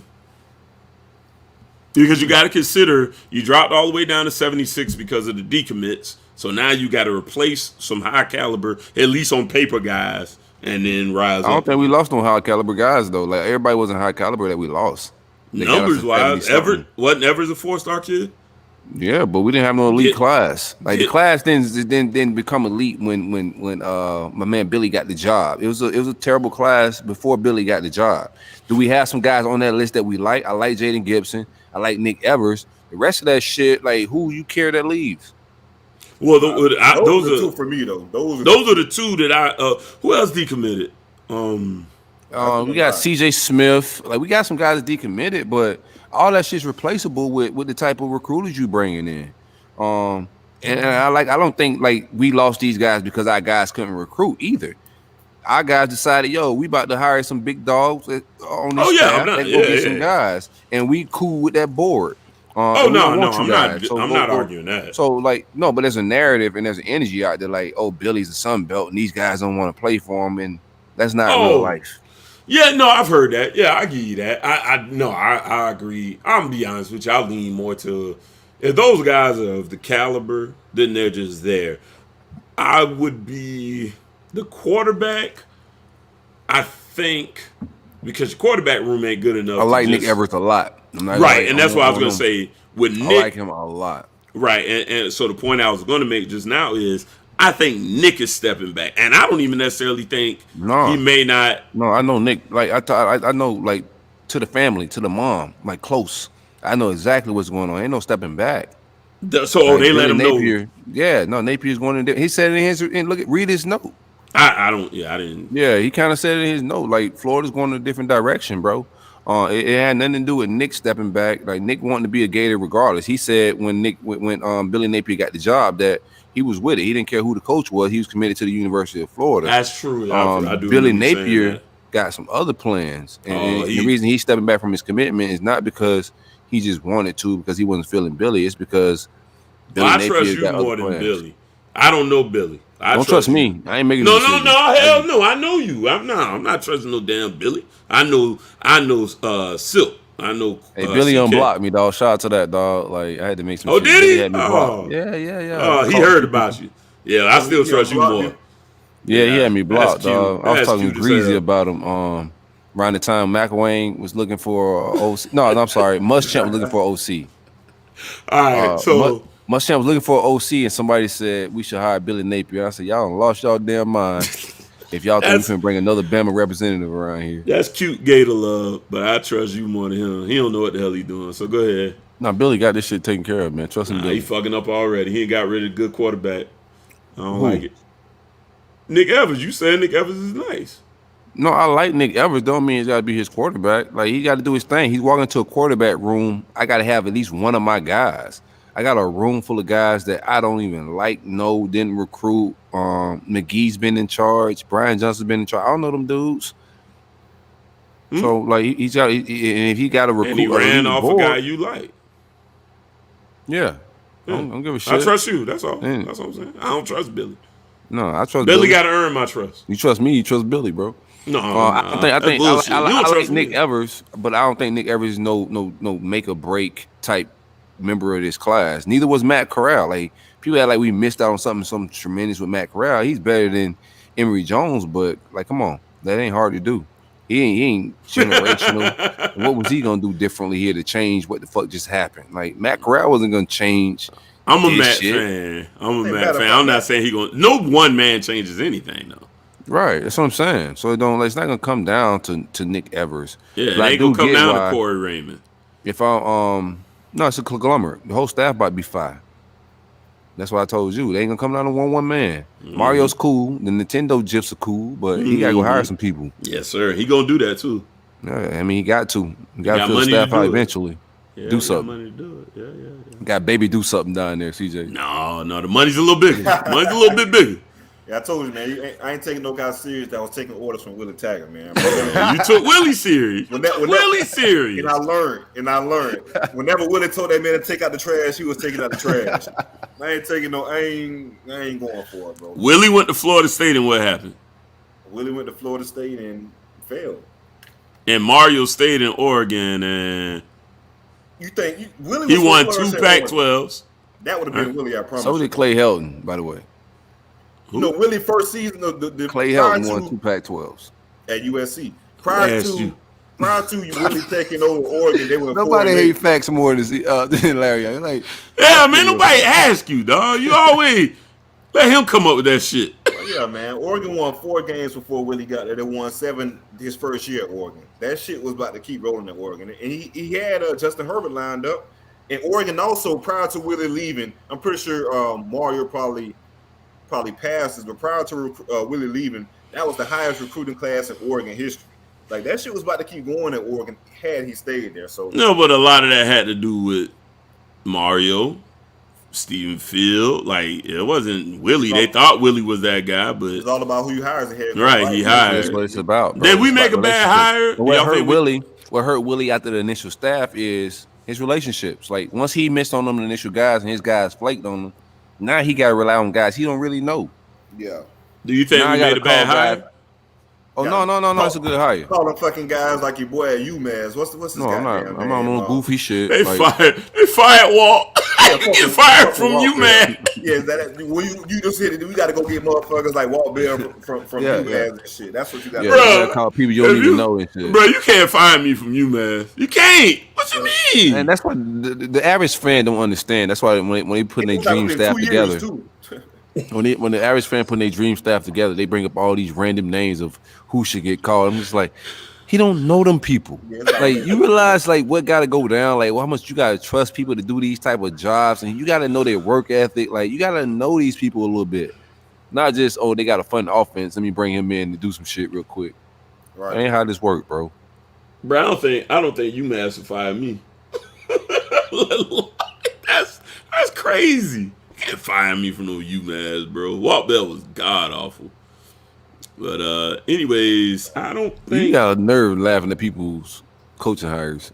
Like no, I don't. Why? I know y'all hired Mario, but y'all still hired Manny. Do not say Randy Shannon again. That's too long ago. Oh no. I don't do Randy Shannon no more. I got that in the tuck, but I had that in the tuck before we got Corey Raymond. But now I got Corey Raymond. I ain't wasting my time on shit like that. But I make fun of the Manny Diaz hire. I mean, that's not like it was a bad hire. Fun of all y'all hires up until they were. I am with you 1,000% because again, what's different now? Resources. Every hire before was as simple as we ain't paying no damn money. Period. We just ain't gonna do it. But Randy got number 1 class, dog. That was relationships. And most of that class came from the same exact school. And a lot of that didn't pan out. A lot of those guys didn't pan out. Unfortunately, some from injury, some were, maybe overrated. Some of it could have been development. So, that's I think the culture that Mario... We got to bring Forson on. I want to hear his take of what. I want to bring Forson. Shout out to Forson. He's the officer right now. I want to bring him to the Kush House. He coming to Kush House, yeah. Yeah, we got to get that. Right? Okay, bet. Atlanta PD. Yeah, we gotta get that. We gotta get that interview like in person, like real talk, man. Make some things happen. Forson was an injury guy. Willie Williams. I guess y'all picked up on that. But I think Forson was a guy that honestly had great potential. 5-star interior lineman, defensive lineman. I think sometimes that just happens. The injury bug just eats you up, and that cost him his career. But there were some other guys that just didn't quite pan out. We all get to evaluate this in a little while. To be honest with you, we talking all this shit now, but on paper, I'm happy as hell. You can't tell me shit, man. I felt like a kid on Christmas, bro. I couldn't even believe it, to be honest with you. Next day, I was still like, I checked my phone, make sure this wasn't no bullshit. Outside of that, man, I don't think there's any other Miami news other than Cam Harris has announced that he is going to go pro. That's crazy. We went an hour and a half, 2 hours, 2.5 hours of Big Three talk. Jesus Christ. Dog, that's vibes. That's vibes. All right, well, thank man. y'all for hanging out, man. No. I gotta go. It's 7:47 p.m. We started early at 5. We was on time today too, man. Shout out to black people being on time. But I gotta go to work early. That's for sure. You thought this was supposed to be your episode. It was your shit until we got Corey Raymond. The vibes changed. Be real. Say it. Man, say what? Say it. Got him. I feel like the balls, man. I created the HOA number one. A number one. You try to pull this shit. No, you didn't. I created the whole neighborhood thing. That was the whole vibe, right? The whole neighborhood was. That was me. Hell no! I think I created that shit. Y'all, it was my neighborhood, right or wrong. I'm gonna tell you how. I know it was me. I'm used to being the person on the show to say they created shit and be right. You know what I'm saying? But I think I was. It was me. I appreciate me having somebody else that created some shit on here. I'm gonna tell you why. Because I was 13, or they were 13, and we were 14. And I said before that, I said, "Yo, we neighbors." That's right. Yeah, I said we neighbors. Yeah. And I'm vulturing y'all shit. You trying? Big dog. Ain't no trying. Florida State beat your ass, not beat Florida State ass. And this is transitive property ass neighborhood. And then y'all ran from us. Y'all ran from us in the bowl. When the last time you won a game in this state? In the state? When the last time you won a game against a team in this state? Last year. You last. Right. And now got a coach. Well, how much did the biggest ass would account for? That's got to count for some bonus points. No, because he ain't coach, baby. CJ ride with that tape. I'm tired of that tape. That shit is trash. It's a lie. It is a lie. It's on his record. His crazy how insensitive you are. He stepping down from it. My guy was dealing with COVID. He was battling the harsh damn COVID-19 virus. He couldn't All right, breathe. I'm out, man. Y'all He couldn't breathe, shit. CJ? I'm not gonna do My dog this. couldn't breathe. He was supposed to Y'all have a good night, man. He was supposed to be on the ventilator. Like, God, leave, bro. That shit is hilarious. But yeah, let's move on. If you done. Yeah, that's it for me, man. That's I think we're done. I think overall, man, I think it's good for the big three, man. I think it's all a spark. Obviously, Florida State's doing better than us two right now on the recruiting trail, but the two new hires is definitely a spark of new energy. I've seen some smoke of Florida and Miami maybe renewing this rivalry. I want all that smoke. I think like we need to renew this shit. I think it needs some juice to keep these kids in state. It's got to be more than just we Florida, we Miami, we Florida State, and kids gonna stay Play here. each other. That's bro. Like, let's get with the smoke, man. Let's smash some heads. Let's see what's up, and then we can figure out who the HOA manager really is. And this type of dynamic is gonna, you know what I'm saying, get plies back in the fold on. Like, we ain't just out here getting bitch slapped a little bit. He'll be all in, man. Yeah, maybe we can get him to pull up. Tell you, don't ran off on the plug twice, not 3 times, dog. We on your ass. Working on this new mural back here. I got him. I got XXX on it. I got T-Pain on it. My dog. Little JT money. I got some. I'm adding some more vibes to this Florida mural I'm working on. Hell yeah, that's what's up. See what's up. You got the Sean T painting up yet? Yeah, I'm planning something. We're gonna talk about. Okay, I gotta talk about. Okay, we'll do that later. Okay. But I got something cooking up with some Miami vibes that I'm definitely using. That's gonna be the backdrop on, man. Somebody just booked some Miami vibes in here. I'll let you know what's up. And business is good a little bit. Hell yeah. Gotta include CJ on some shit, man. We open for all business. If you're interested in working with the RollUp, we got some good folks that's gonna sponsor a tailgate at every Miami home game.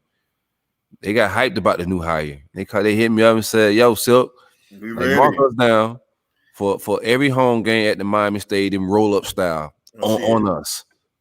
Florida State, Miami, man, we definitely pulling up. Let's do look for Larry. I'll be out there, Slizzy, ladies. Oh yeah, definitely. In the Florida State market, we are open for business. Every game you come to, y'all lose. Hold on, one at a time, yo. I need some greenbacks. Yeah, he trying to get you paid. Right, Fred had to have my shot of that real quick. Ecosystem a little bit. And the Florida State market, CJ, is local. So if sponsors y'all interested in doing some tailgates on the roll up side, holler at us. We cooking a little bit. Definitely. Different vibes over here. We roll up and we tailgate a little different, just like we podcast. Yeah, first 2 shots on Larry, ladies. Just Miami the ladies? tailgate. Just the ladies. Hell no. You don't get blue shots? No? Shit, no. Hell no. Y'all know the vibes. Y'all better buy them shots, man. Never Hell bought no. a blue shot. Keep it real. Yeah, you. The homies, yeah, my dogs, yeah. I don't know these dudes. That's a fact. Yeah, Y'all be buying random shots at the bar. I do, but don't count on it. Like he does. I do that, but yeah, don't count on that. All right, I gotta do it. I gotta do a Brunt area read. I didn't realize Big 3 Talk was gonna be 3 hours. That's crazy. He's probably like, damn, I pay all this money to be shouted out 3 hours into the show. Greg, I apologize, my dude. Shout out to the great folks at Brunt Insurance and Financial Services. Anything you need insured from the Panhandle to the Keys. Kush is big today. Anything you need insured from the Panhandle to the Keys. My man Greg got you. Visit bruntinsurance.com or 954-589-2204. Big coverage, big policies, home, auto, life, renters insurance, business insurance. My man Greg got you. bruntinsurance.com. Big coverage. National talk. Indeed. How you What feeling, a weekend. bro? You got to go dogs for me? Go dogs, y'all. You know what I mean? Hey, we're going to bounce back, baby. Bryce Nah, I keep it real. Wanted to, bro. I'm going to keep it real, dog. I watched that game. Dog, the difference maker, dog. Well, Bryce Young, the throws he was making, but that boy different, bro. Oh, man, Jameson, look.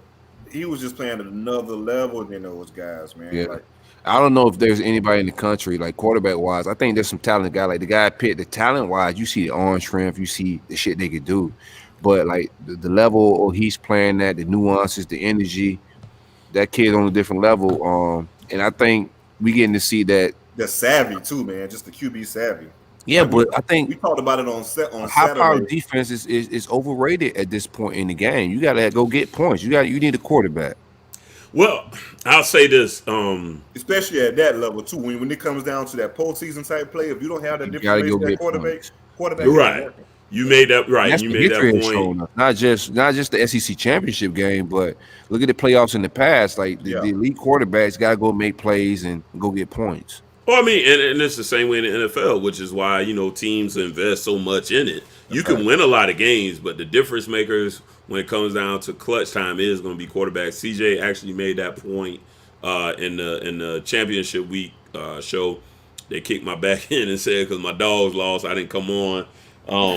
The truth was I just got caught up that evening. I didn't even go up to Atlanta. I ended up canceling that. It's roll up culture to talk shit about whoever don't show up. Oh yeah. Oh, I laughed my ass off. I couldn't wait to hear what y'all was going to say. Show them boys flaked on the whole shindig. Them boys ain't nobody. Foster, none of them boys. But yeah, you made an excellent point there, and I actually like shout out to Trey. Trey made a great point. I thought as well. I thought they had an opportunity early on to be more controlling of the game because we knew Bama would be able to toss the ball around some. To the extent that they did, I'm not gonna lie to you. I was in a bit of shock that they lit them up that much. I just didn't see those guys carving them up to that extent. But yeah, I think.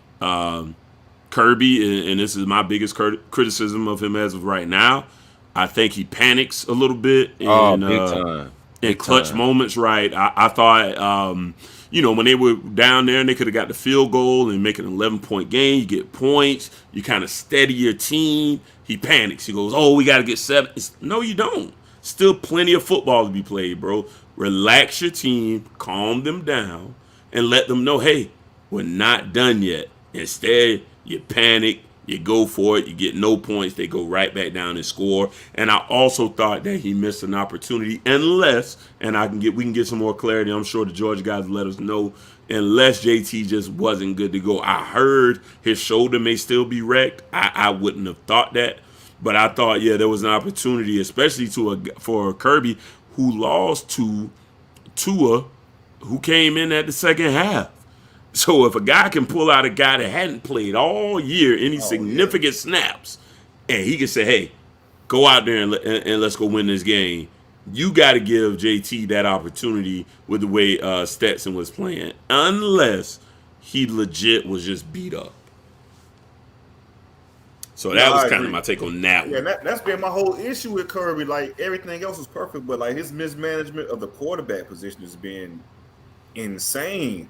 Like you got some guys on that roster. Like even if you just kick the tires on it, you got McGriff, is it Van Griff or I think it's Van Griff. Van Griff, he's a 5-star kid, and then you got of course a kid from California that's a 5-star kid that JT Daniels that just came back. You got guys that you can at least try to see if you can get an energy change. But yeah, that's just the difference maker right now. Georgia just don't have that dog at that top dog at quarterback, and Bama got that top dog at quarterback. Like it's literally that. Like when you got those evenly matched teams, if you got a difference maker at quarterback, that's going to put you over the edge. And also, we spoke on this prior too. That's when the coaching kind of comes in. When you have the evil level of playing field, that's when you get into like the game time decisions of coaching to see who folds and like you said, Kirby kind of panic. That's what Saban kind of separates himself for when he have those games against his other assistants, because 9 times out of 10 we have those games against those former assistants, the talent level is pretty much even, so to speak. Well, not even, but close, the same very field. close, right? Right. So that's where Saban has the edge at. Is he's just a better coach overall. Yeah. You got any other thoughts on that Georgia Bama game, Silk? Yeah, I just think it's like Georgia is they mismanaging talent. Yeah, I think he's had an opportunity. I take his entire season has been he hasn't played anybody in the East. And the word on the streets was just like it didn't matter. They just demolishing teams. And I'm telling you, he's not playing a quarterback. You've been on the West. No, in the East. As Kirby. Kirby's oh, not he playing isn't. Okay, I got you. He isn't playing anybody. I got you. I think like Saban, them boys was more battle tested. Mm-hmm. Like people took like losing to Texas A&M or something, or the close game versus Auburn in the LSU game. They took that as like downsides to Bama when it was we're more battle tested and maybe this is better competition. And who they run through? Kentucky, checked out Dan Mullen, like Tennessee. Like what are you running through? I think they're gonna have problems with Michigan. The biggest game, Michigan's more battle tested. They only play what? Some bullshit. They only play what close game all year, and that was the opener against Clemson. That's and that's atrocious in hindsight, 2020. A little bit. I mean, it's early, so offenses tend to be behind. But yeah, no. What's their most impressive win at this point? Is that Clemson game? Clemson, because Clemson did get it going a little bit towards the end. Now they finished 9-3. It's just the same Clemson. Yeah, it's not the months that we've known. Yeah, but when you say a 9-3 Clemson team is your number one win, that's a little rare. Yeah, I agree. That's a real good point though in regards to the skating through the East and Bama being battle tested. Georgia was, aside from the first game, they've never been in that situation to where another team kind of pushed back. Bama went down 10-0 and ain't blink. Yeah. They didn't. And then the minute it got a little tight for Kirby, he tightened up. Yeah, he just panics, and that's my biggest criticism of him. I'd like to see him shake that off. Like if you're gonna really truly be like we talked on Saturday about all these boys being Nick's son, but Nick has only lost one of these guys, man. Like he got their number, and I got one myself now. So who's the one?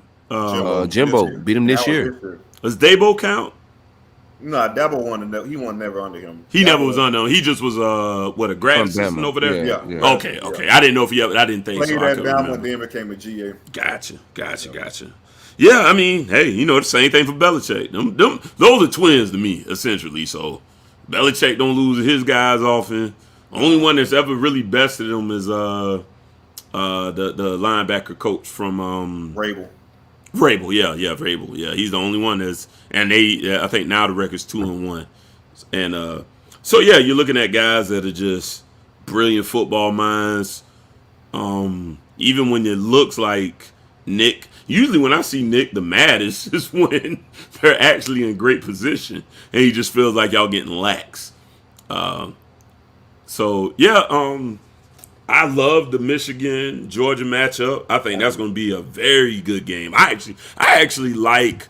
I know y'all said on the Saturday show that Cincinnati was a bye, Oh, that's a Trey fucking said vibe. that. Yeah, my brother I got don't know. some takes, and I agree with that shit a little bit. It's a buy in this scenario. Man, Bama's go. Man. Probably. It's a Bama different level gone. of players, bro. But no, you're right. No, you're right. But and this is one thing y'all They're gonna come to play. It's gonna be competitive for a half, first half. After that, it's gonna. I think the second half is just gonna be. Laying on them. Well, that's on the bodies. It's gonna get ugly. You look at the Georgia Bama game, like that shit look.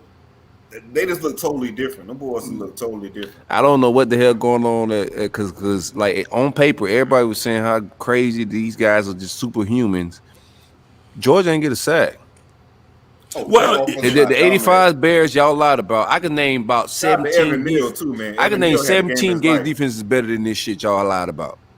Now No, let's talk about the lies y'all said about this motherfucking defense a little bit. Y'all said this shit was like the best ever. I can name like in the last decade, I can name 3 defenses better than this shit from the Muschamp area. Like alone. Game though, we can't take this one game away from they was getting less than 7 a game.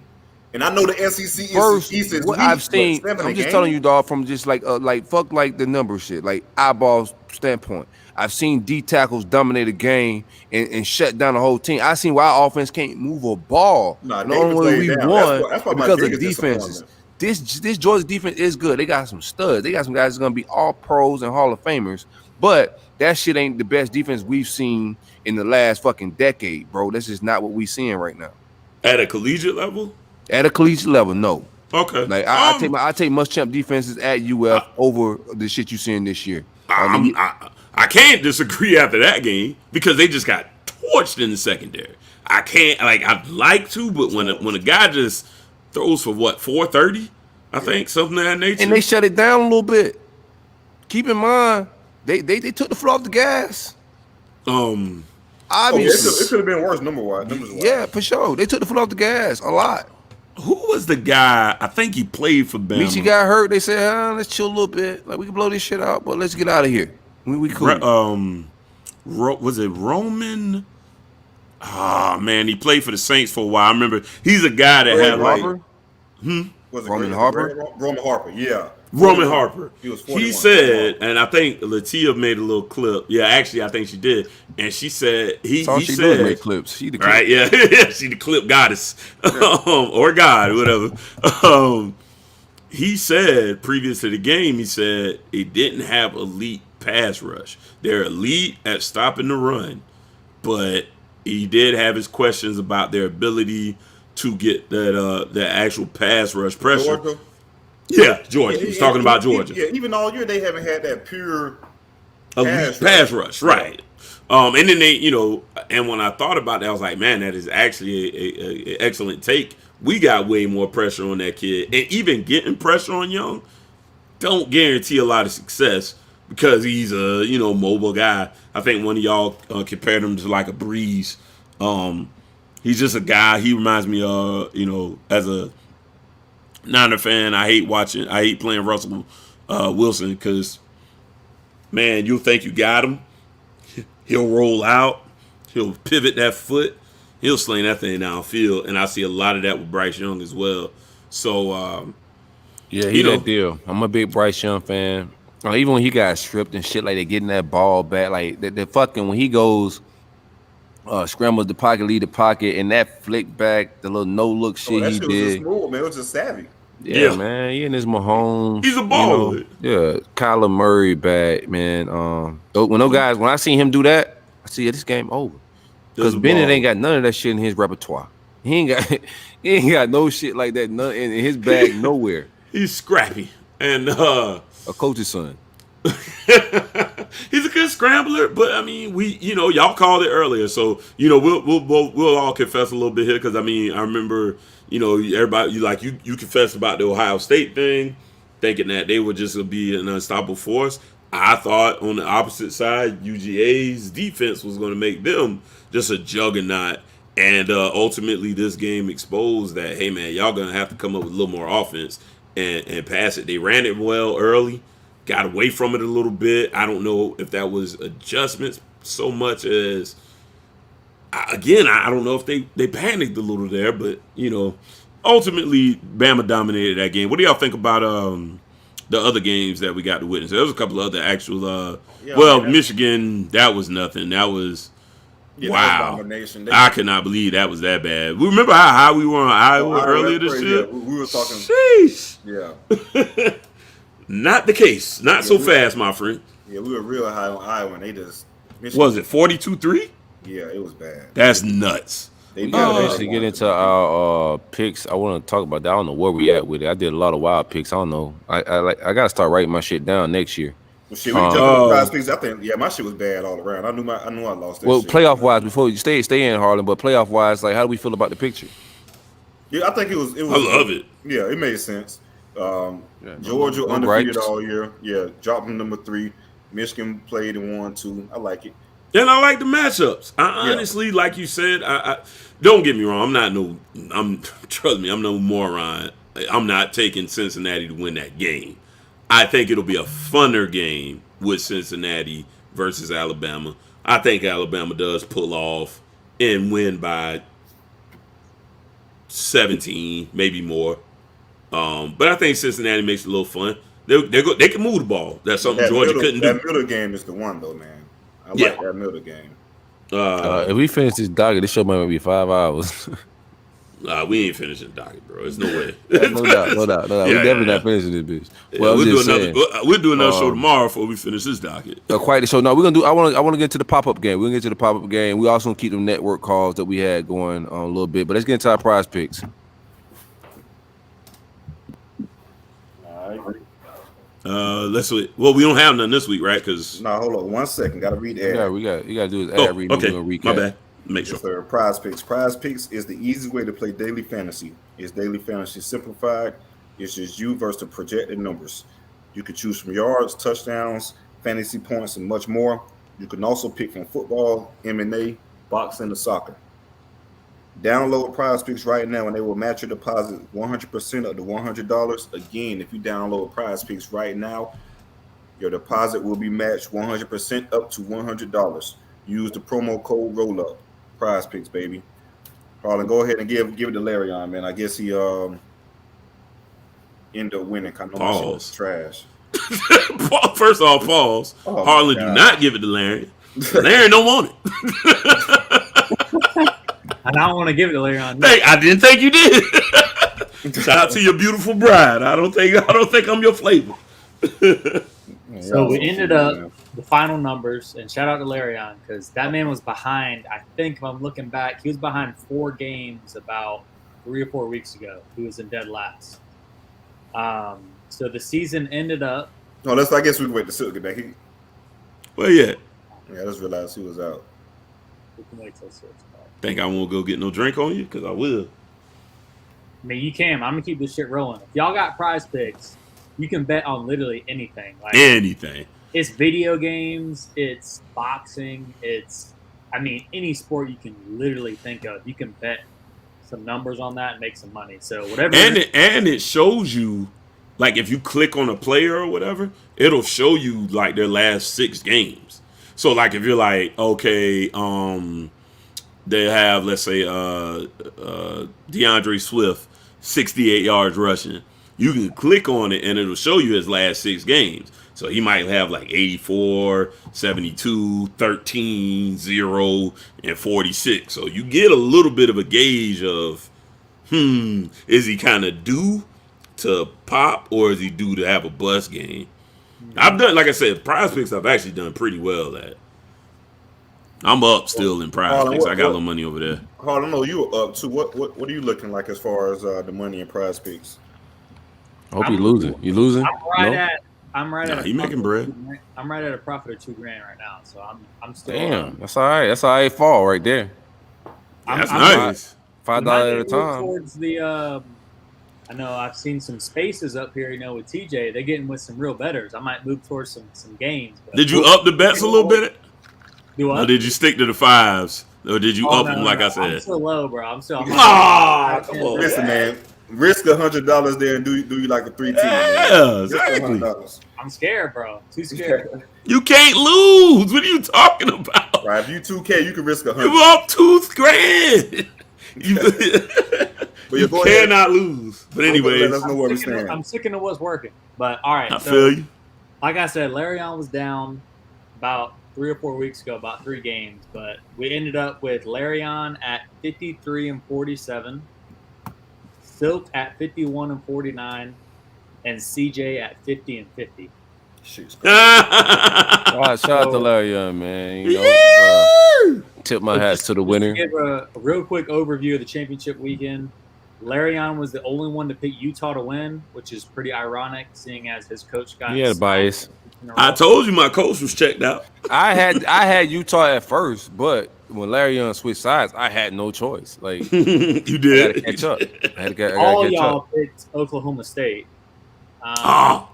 What a game! Which they should have won, but the running back that was pooed it out. Yeah. Old fashioned pooed it out event.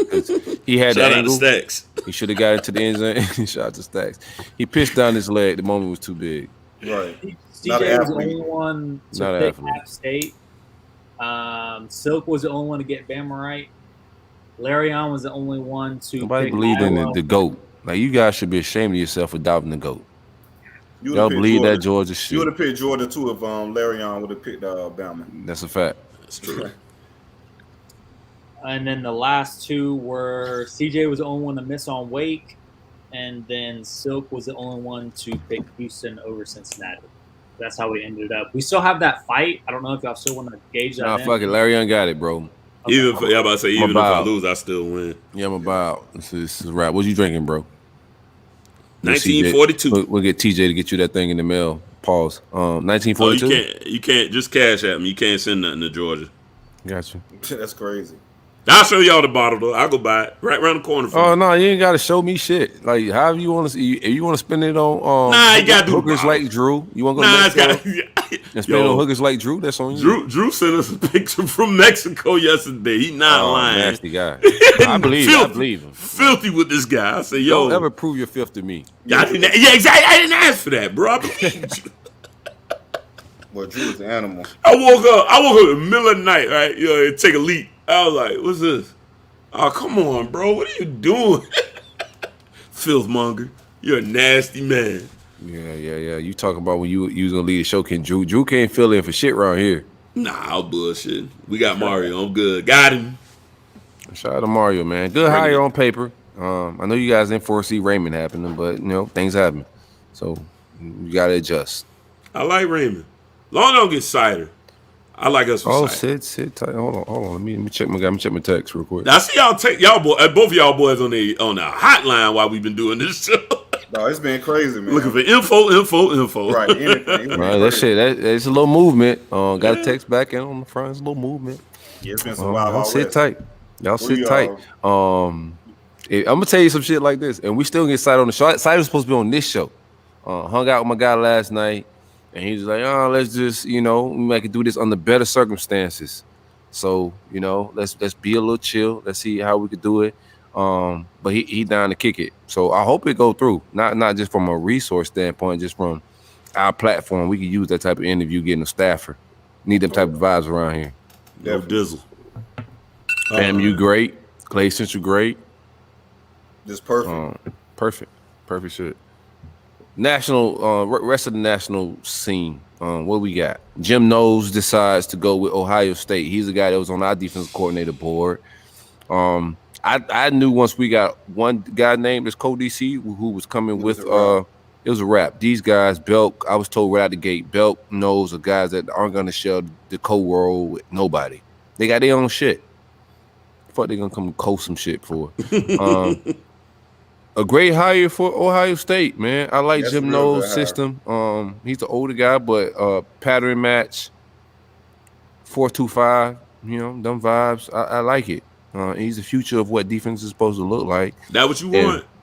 That's what I want. 4-2-5 look. Yeah, I want a 4-2-5. I think that's the future. That's basically what everybody run anyway, though. That ain't what we were running. Oh no. Hell no. Even with spread, it's different.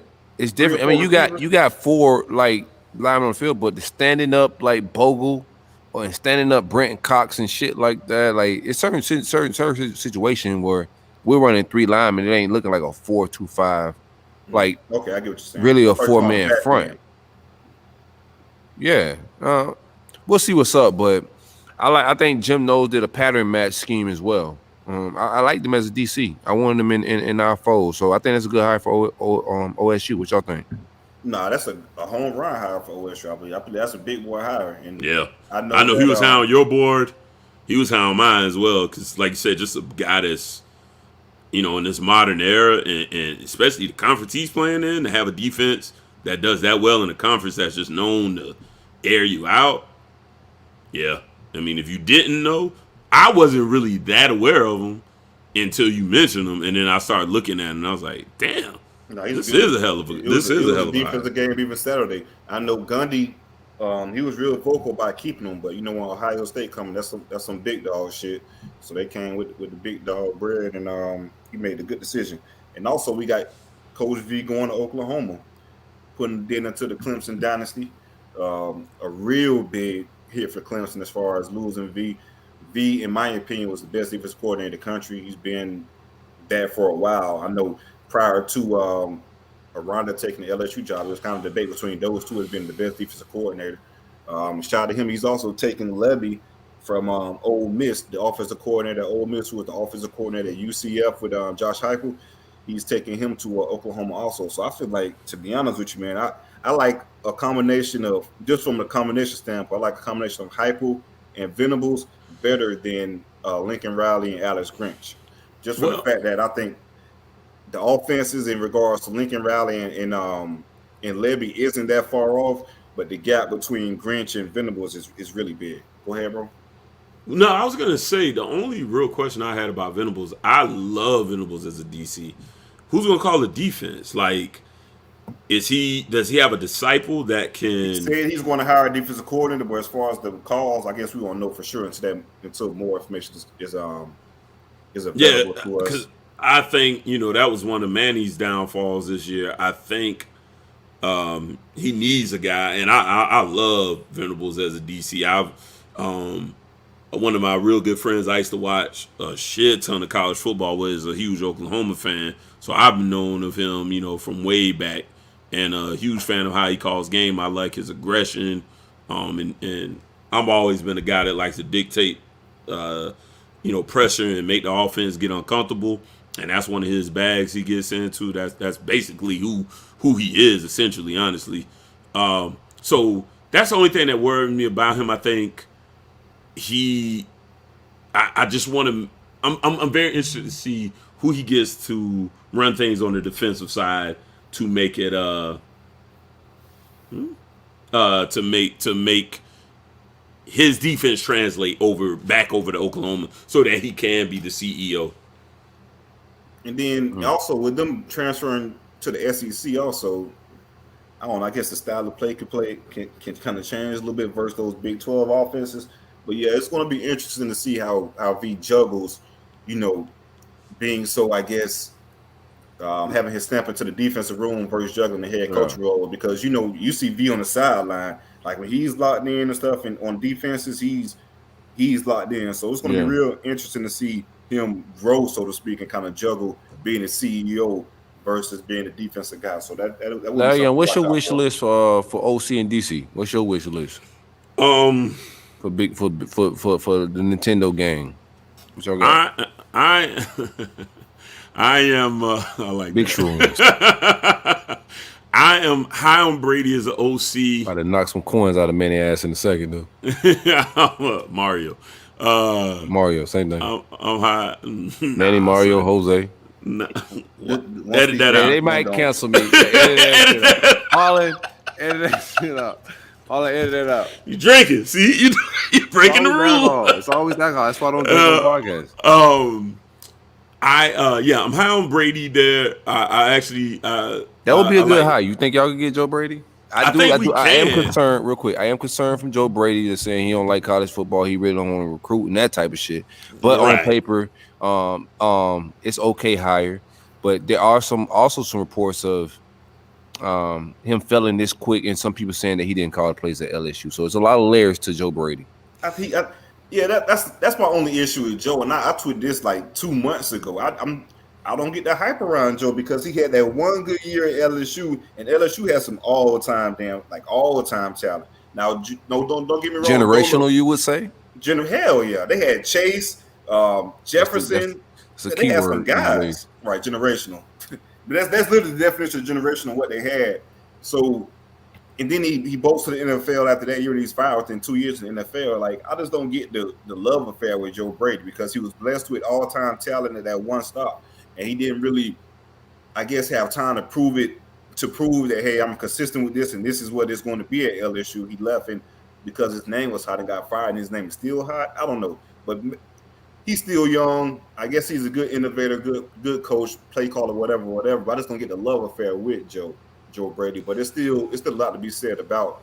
I guess there's a lot to be untold and a lot that can unfold with Joe Brady. Yeah, and I'm big on youth movement type guys. I really do like to see some fresh blood. So you like Billy? You like Billy, huh? I'm not gonna go back now and say I didn't think Billy was a good hire. I said it then. I liked him for us. Remember, he was like number 3 on my list. So yeah, I'm not gonna trash him now. I have him 2 on mine. That's respectable. Yeah, so I mean, he was a hot commodity. He was a name that definitely was out there and should have been. He made the coaching of the year shit against 13 coaches that made it.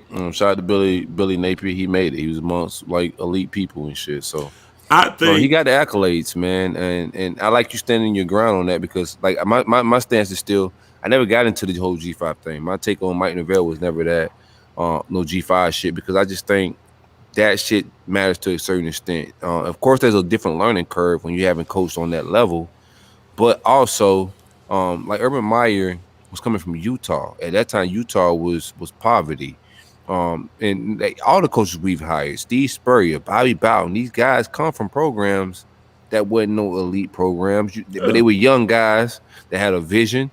They had some foresight, and that's how Florida make all their hires. From West Virginia, we're not a splash hire program. Right. Yeah, we like Urban Meyer was a splash hire, but it was also controversial at the time. Right. People saying that spread shit wouldn't work. Like I was there, I was on the message board. People saying, "Man, get this hillbilly shit out of not hillbilly, get this New York City boy shit out of here. This shit's not gonna work in the SEC." But it did, and now everybody's running the spread in the SEC. But when it first started, people were saying the spread in the SEC wouldn't be a thing, and now it's the normal thing. So you just gotta let the vibes just cook a little bit and see what happens. Especially and look at the NFL, same thing, right? Right. It wasn't gonna work, right? Then a couple teams start running. It's like, wait a minute, Now everybody want to run. Football. Yeah, it's football. Cyclical, right? So once people catch up, it'll go back. I think to a point where it'll be more of a power running game stuff. It'll just keep going. Whoever is doing what everybody else isn't doing. That is my fear of my team is the run game. Like I'm just keep it a buck. Like the roll up different now. So we talk real shit. The fear of my fucking offense is Billy Napier going very run heavy. He's a run first guy. There's some receivers on the team that are complaining about or just stating the fact that this guy like to run the ball a shit ton. So I do want to see some offensive influence come in with some passing concepts on some real shit. Mm-hmm. You've expressed that the whole time though. Right. You've always said you were a little sketchy on him, maybe running the old. So we'll see who he brings in. Defensively though, I really haven't gotten too deep into who I like. Because I like Knowles after you brought him to my attention. I thought it was ironic because of your name. I was like, of course you like Knowles. And then I started doing a little research. Outside of that, though, yeah, I'll be honest, I don't really have much of a wish list there. Because it's so hard to stop a lot of what's going on. Who's the Georgia guy? I've heard his name attached. Dan Lanning. Yeah, I've heard him attached. Certainly wouldn't hurt. I mean, we got an easier road, though. We in the ACC. It's that bread at this point, So like, I don't think Cristobal's held to a budget. So it's gonna come down to relationships with him because Miami's come out and point like they said like all bets off. So he could go hire who you want to hire. The money's not a thing. Shout out to y'all like robbing the COVID people. I like it. You know what I'm saying? Now y'all can spend some money on football. Yeah, whatever. COVID schmovid. It's here to stay, baby. Shout out to Omarion. Shout out to Omarion. That boy got a strain named after him. You might get one next. Larryon Omarion. Larryon Omarion. Yeah, you might be in. I hope, dog. My legacy. The My plague. legacy. Brent Venables to OU. How y'all feel about that? I kind of spoke on it earlier. The biggest key to me is going to be who he has as DC. I think that'll be the telltale story of what how successful he's going to be there. Yeah, we spoke on a little early, but the biggest take, and I don't really who he hires at DC isn't my concern. It's just like you said, how he juggles being the CEO versus how well versed with not well versed with being so wrapped up and being so submerged, so to speak, in this defense only. How he's going to kind of juggle that with running the whole team, and how much is his imprint going to be on that defensive room, especially on game days and stuff like that. That's my biggest takeaway from V going to Oklahoma. But I do like I said, I do like the matchup of Venables and Levy over the matchup of Lincoln Riley and Alex Grinch. I like that matchup a lot better. Yeah, I like that hire for OU. Just stability. Guy that understands infrastructure, how to put a staff together, a program together, keep kind of what they got rolling, because they understand how to do the same shit. So I like that for OU. I don't know if we got to talk last show about. Did we got to talk to Freeman hire Notre Dame last show? Can't remember. I think we talked about it a little bit because it broke during the show. Right. It did. So I do like that for Notre Dame. What else is going on around the country, hire wise? LSU, I do not like that hire. If Corey Raymond would have stayed, he could have kept some vibes there of Louisiana. I thought it could have worked out if he was keeping the furniture. Now that Corey Raymond's coming to UF, he's gonna need some Louisiana ties for that shit to work. He's an excellent guy. Brian Kelly is not no slouch when it comes to coaching, but like so much of that shit matters when you lose. The reaction, dealing with the media, dealing with the locals, the fans, like all that shit matters. And I think Brian Kelly might be up against it a little bit. Yeah, I got to see how the staff plays out, man. Because like you said, it's not looking good, to be honest with you. I got to see how the staff is playing out, and not just from the staff standpoint with what he's losing, so to speak, but just the recruits also. But I do feel like Brian in the long run will be okay, but it's looking real shaky right now. Real quick, since we've been doing a lot of breaking news on this one, Earl Little Jr. just Top tweeted. 3, yeah. Yeah, he just tweeted out a little some emojis. He put out that little shish kebab thing, which represents the good guys. And he's put out the praying hands. No, that's not praying hands. Praying that he goes to Miami. Yeah. Nah, that's throwing up to you. And he put up the elephant. So looks like Mario's doing work. That man don't know who about the coaching. Which is no surprise because you don't know who about the coaching. You got to find some coaches. Like I'm gonna tell you what you need to do. You know what I'm saying? Like shout out to that shit. You need to recruit, but Manny, not Manny. I'm about to keep calling him Manny until he do some shit that Manny wouldn't do. Mario need to hire some people. Or he already did. Hold up, bro, because he already did that at the presser. He broke out and spoke some Spanish. So he already did something. That he brought out a baby jersey too. You seen the baby jersey? Oh man, I'm surprised there wasn't more jokes about that jersey, boy. They were flying on my side. Well, I was working, and they said King must be soon up for the bowl game. Somebody said that was the Eric King's onesie. He even grabbed him and was like, "What the fuck is this?" I was like, "Oh my god, why y'all get this man?" That jersey was bigger for Manny Diaz, bro. Like what in the hell? That was hilarious. Shout out my man Billy Long. Billy edited Manny Diaz into the jersey of Manny holding him up. It's just egregious shit, man. Do we want to talk about? We gotta talk about Manny's little note too. Manny sent out a note. Manny I forgot about that. A couple shots a little bit and said, "Yo, I don't like the way I was fucking treated by these fucking shitty ass organization." Oh, I'll be honest with you, man. We had a young ass team. Fuck all of that shit. I'm proud of young boys. I'm a Miami boy. They fucked me over. All right. Can't trust these guys. I'm gonna tell you, man. You know, we've all said it. Forever the politician. He politics his way into this shit. I ain't gonna lie, I like it, bro. And he throughout the process, right? Oh, I got to recruit. Got to give me time to build these classes. Then it was, Oh nah, you know, it ain't even That's really how you about do your own that. people though. You see Yeah. that shit? If they Right. do one of their own like that, dog, ain't no way I Man, could take that job from a guy that's not a Miami guy. Right, for Because real. they do their own like that, I ain't got a shot. man, so Homegrown, listen. man. I'll be honest with y'all. I read the first paragraph and I was out. You know, y'all know me. I'm out. Um, it felt whiny.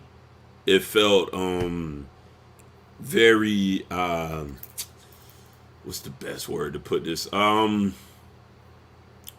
very self righteous, and you know the bottom line is you underperform. Resources are not. Sure, the resources could have been better. I'm not knocking that, but bro, you gave up 4th and 14, Say it again. 4th and 17. Oh, my bad. You know, just opportunities that you could have put away lesser teams, man. You got embarrassed in every opportunity that you had to shine. You didn't have anything to truly hang your hat on. And it looked like you didn't know the guys to put on the field. I thought he handled everything with class up until that letter. I thought that letter was entirely too long. It should have been way shorter and sweeter. Thank you for the opportunity. No. I wish it would have worked out better. I think he got to use his platform to kind of fire back the way the professionalism that Miami operated at. Miami Bullshit. didn't operate unprofessionally. I think he got to do that because Miami operated at some new different. This is new. Yeah, I'm not saying it's right or wrong. It's not traditionally how you fire and hire a coach. And I think he felt some type of way. Like at the end of the day, he's a professional. He's a man. He got a family. How he operates as a coach is different. How establishments and universities work. Like people that saying, "Well, Manny left Temple." That's not the same. Manny's not an entity. You know, he's just a coach. He's a guy. I think University of Miami got to move with certain diligence of, yo, if I want a new guy, I fire my guy and I go get a guy. I move with certainty and in a certain way. I just thought Not like towing the lines and shit. empty and goofy. He did it, but I mean, you do got to hold his feet to the fire to tell those Temple kids he ain't going nowhere. And then he told those guys, "Oh, I'm not going nowhere." And then you know to sign and honor their you know commitment, and then he pulled out on them. You can't. I mean, there is some. You know, we get on this all the time. That's why every single person on this show and most of us college fans have zero problem with kids transferring with absolutely no penalties, right? So he does have to be held to that accountability to an extent because he did leave the program. He did sign on to be the coach for somebody else, and then he's due to that the accountability from just like. But that's the culture. But that's the culture. That's the culture. We can say right or wrong. The culture of college football right now is the coaches get to leave, you know, and then the players understand that. Like these guys take better jobs and whatnot. And there's certainty when they move. It ain't like Manny decided he got the Timber job. Miami called him. He went right back. He didn't linger for 3 weeks trying to figure out if I want the Miami job or not. He bounced. I think Miami moved with uncertainty for a long amount of time. That was very unprofessional. It's not the same thing at all. Well, no, and that's what I was talking about earlier, and I think that's why these guys were very successful because we keep saying Miami, but the truth was that's because people were hurt and put shit out there. It wasn't the people in charge. It ain't put it out there. We all knew what was going on. Like why because they put it out there. No, why not? How did we know? Because they really were bringing him back. Miami leaked this out, bro. I'm telling you what happened. Yeah, right. Like, people from a journalistic standpoint, like Miami are reaching to journalists to say we're trying to get more Mario Cristobal. Now run a story. That's completely wrong. Like you can say how you want to say. I understand from a fan standpoint, like you don't give a fuck about Manny. Like I understand all that shit. But from a business standpoint, they leaked this story on purpose, and that's very embarrassing and unprofessional. Okay, well, and where I counter a little bit is the only people, and that's why I didn't panic through any of this process, even when you know with Tia Tammy talking about Zenit's got the greatest resources and. Oh, Brett McMurphy noticed that and the other. They were fucking wrong because the right people were giving them the were wrong information. We're wrong. They were wrong. They were wrong. That's just Right. what So, it is. and Facts. that's because I felt like and it's because I can't speak factually, right? There's a apparent narrative that somebody wanted University of Miami to look like a shit show. Exactly. It came from in-house. Absolutely. Agreed. So subsequently, you guys still look like a shit show because all that shit came from in-house. In-house. Absolutely. So, okay, you're right. In that respect, I agree 1,000%. There was a small faction, like we speak on all the time, the loud minority. There was a small faction of people, and they got their point across. They did a great job. I give them salute. Those guys got that story out there, made them look bad. It just didn't quite go the way they wanted it to go at the end of the day. Maybe they'll step away. Part of the reason they haven't is pride, because being on a member of a board of trustees, you're not tied to that. You can leave when you want to. I don't like how it was handled publicly either, but you kind of got to look at, if I'm Manny, you got to kind of look at, Pappy and his homies that put it out there that way. Right. Instead of chilling and being like, listen, the reason this is playing out in the media that much more is because you guys are giving this type of information out. It did look bad. I will agree 100%. Even if you're pursuing it, like, why not just fire Manny once it gets out? Like, from a unit. Because, real quick, say you not leaking it. Like, say you don't want it to get out, but it's guy now at this point. This guy's still working on the trail. Like, why not just snip it? It went on for a while. It just lingered where everybody knew what was going on for like 2 weeks. Like, what was happening? I think like there's a point where they could have just snipped it and said, yo, regardless, even if we don't get Manny, we want to move forward with another guy. I thought as an establishment, they kind of fucked that up a little bit. They could have moved cleaner. I'm agree with you there. I think there's kind of two ways to look at that a little bit. There's people that are closely connected that said basically this thing was in motion after the Michigan State laws. I've heard that. Right? So there's a lot of confidence that was going to be the case one way or the other. However, we also hear that if the Mario thing doesn't work, which Mario was very torn on this decision. Yeah, He's for sure. a guy of integrity. He felt a little bit bad about, hey, I brought these kids in. I really don't want to leave them, but this is a different thing. This is probably the only way I would leave them. And then, so now he's in a position of, what will I actually do in this situation? And, I spoke on it before when we had Manny on. Did they mishandle it? Absolutely, because I agree with you. One way or the other, there are better candidates than Manny Diaz. So that whole Mario or bust thing, total mismanagement. Absolute foolishness. Shouldn't have went that way. I agree with you as well when you said, how do you bring him back since this thing's leaked? How do you now bring him back in front of his guys? Even though I do think these guys never quit on him, it's still just it's terrible optics. They quit. Like, terrible optics. There's no way you could bring him back. And then I knew like this thing was gonna speed up a little bit. And like we all got resources, and like I ain't new into this game. I got Florida State people that tell me info. I got Miami people that give me info. That's just how this shit works. So I knew that Mario's in the fold, but the circles around and how it played out, I just thought the optics could have been way better. Yeah. Does it matter in the grand scheme? If Mario works out, it don't fucking matter, right?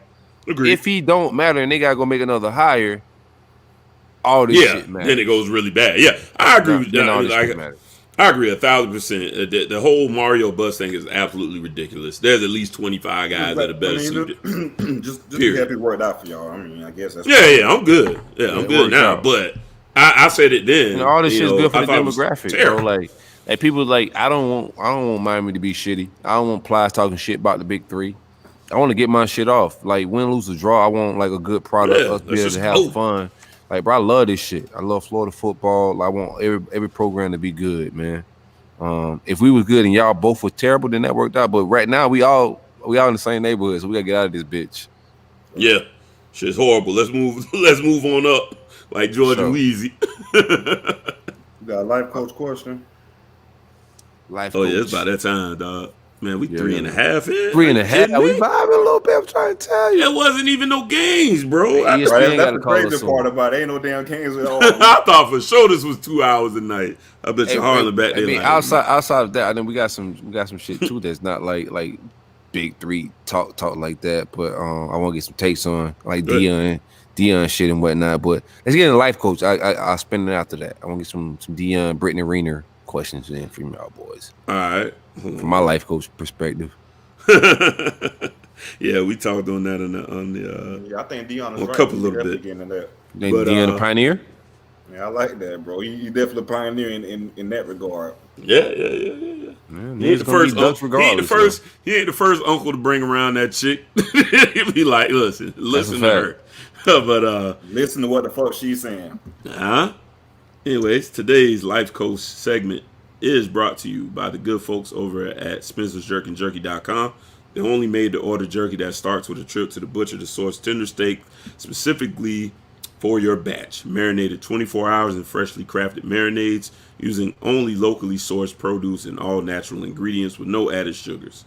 5 staple flavors include original, Old Bay, habanero bourbon, mandarin jalapeno, and lemon pepper.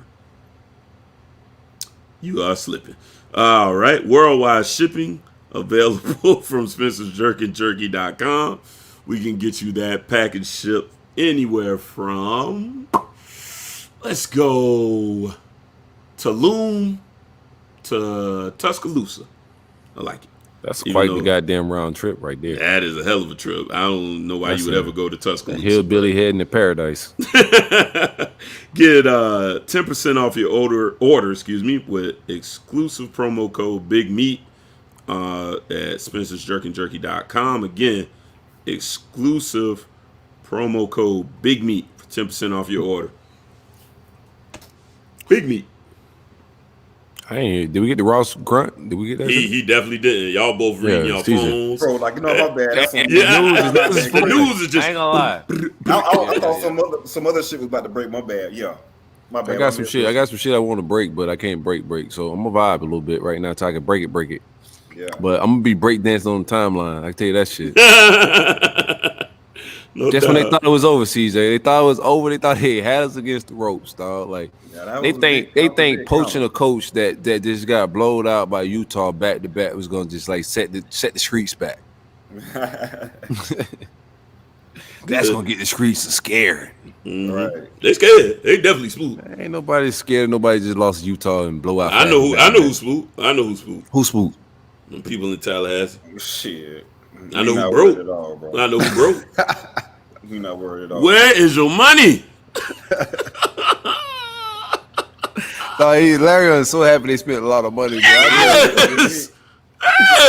You don't know how to act, man. I don't. Oh, Acting like that ain't never had shit. You know what I'm saying? Ooh, I'm in there. y'all boys on rob them sick kids, man. Just got all the Y'all bread, gotta man. stop. Don't do Crazy. that. Don't do that. Kids gotta died paint a from narrative. COVID. Yeah. Celebrate. Wow. You know a terrible Y'all program, animals, bro. bruh. Savage. Like this is crazy. Never seen such Y'all savage people. using our very big platform to spread lies. Oh my No, God. no. This is. That's I've seen wow.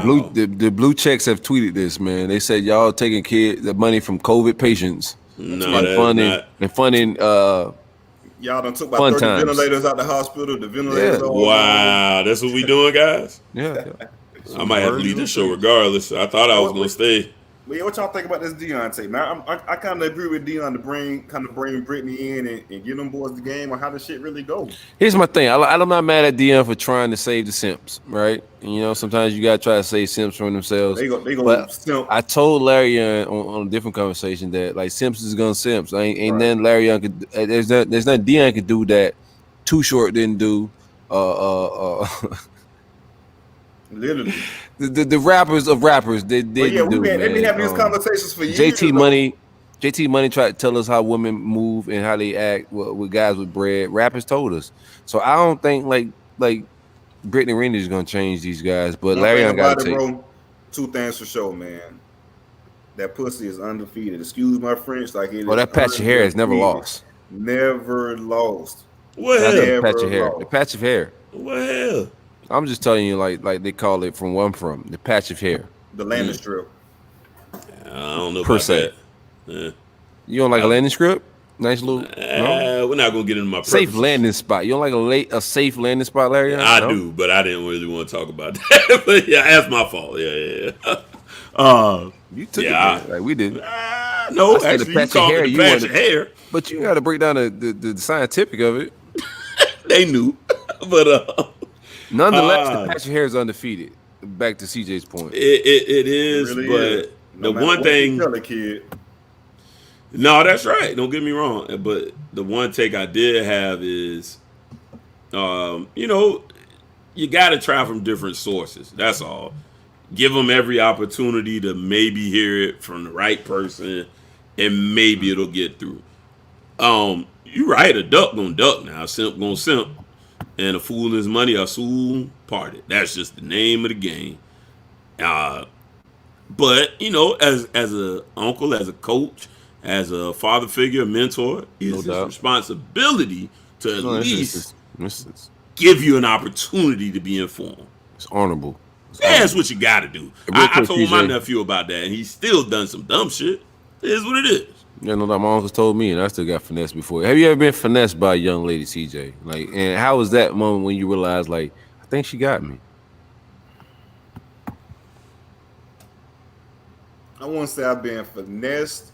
I've been not finessed. Have you ever been real quick? Like this, I'm gonna tell you about me personally. Here's my personal life. So I've got like I went out, right? So you go out. I've been down to Miami. I go out. I meet a young lady. I'm like, okay, she cool as fuck. We vibe, we kick it at the club's day party that day. The next day we link up again at that day party. 2 days in a row. I'm like, all right, she's kind of cool. I might want to take her out to Starbucks or some shit on like not club shit. So you start vibing with her for a good little few, you know, like day dates, night dates. You know, you doing little small shit, bowling, like little shit.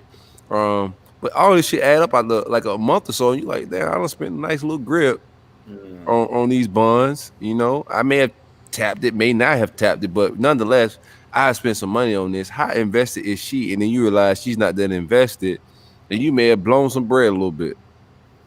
That'd be the worst feeling too, bro. When you blow a little bread on a cheek too, and there's no resolution.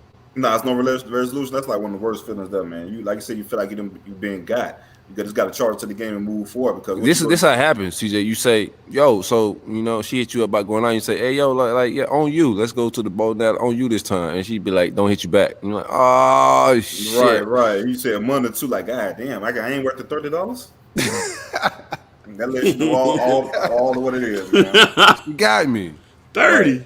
Holy shit. That's all it costs to go bowl. Right, I don't spend that's true. The last month and a half. I don't bought everything. Like we've been vibing, we've been kicking. The drinks been on me, the vibes been on me, all the going out been on me. All them asking for some damn bowling shoes. That's it. And now like you go ghost, and you're like, she me. got me. That is me. The game is the game. Devastating to the ego. Yeah. It is. Holy shit. Man, we gotta get the hell out of here.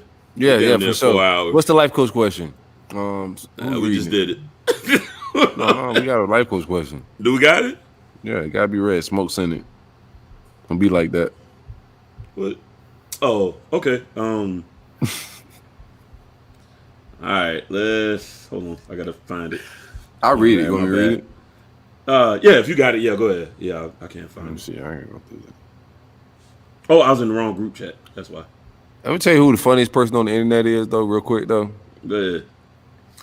The guy, like everybody making fun of the guy that's doing the self-defense shit. That's the best shit. Oh, yeah, that's funny. Yeah, that's the best shit moving. That's the He best gonna get shit y'all moving. killed. Yeah, hey, life coach. Don't listen to him. Or you won't be living. You have one of them heavy videos y'all be seeing on the timeline. He a death coach. Right. That motherfucker gonna get you killed. He says he's a deaf coach. All right, here's the life coach questions, man. Shout out to Smoke. Life coach question. I've been at my dream job for 3 years and thought I was doing a pretty good job. Recently, while I was away from the office on a work trip, I can't make me laugh, bro. While I was away on a work trip, I heard that the company was actively recruiting my replacement while I was literally trying to land new clients for them. I had friends and family texting and calling to ask me, I can't do this shit.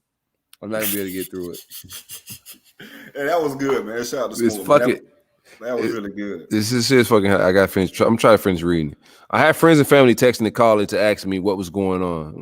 When I called my boss, he told me not to worry, that they plan to retain me. I heard from a coworker that they might try to keep me if the other guy didn't take the position. When I arrived back to the office from my work trip, my boss called me into the office and fired me.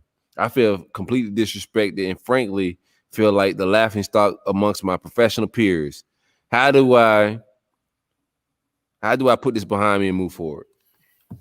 Yeah, so the first thing you gotta do is you gotta put out a tweet, right? Put out a tweet and just blame everybody about what went wrong, saying they did you dirty, did you this, did you that, saying that you had a lot of young co-workers that was under you.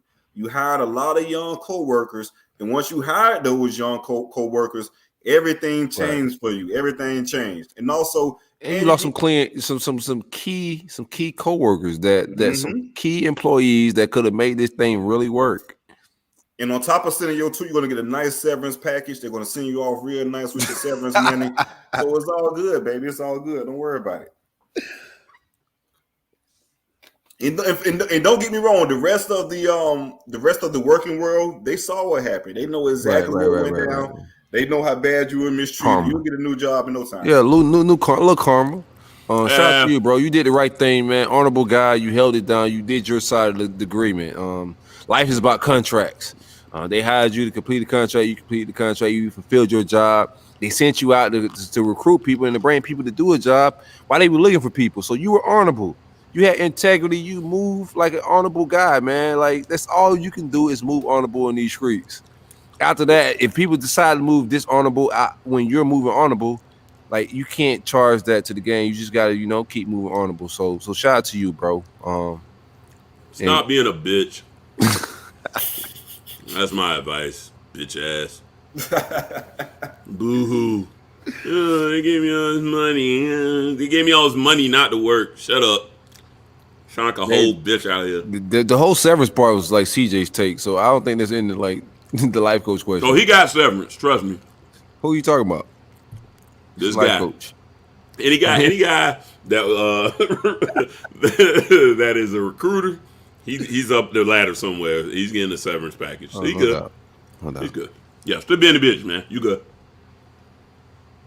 Stop being a bitch, man. We gotta get people almost 4 hours of podcast. We not even getting to no NFL takes, man. It's been a beautiful roll up, man. If you ain't fucking with the new vibes, man, grab a noose. Wow, we can't do that. No, don't even edit it out. Kill yourself. Grab a noose? Yeah, kill yourself a little bit. This shit thriving. No. CJ said I'm out.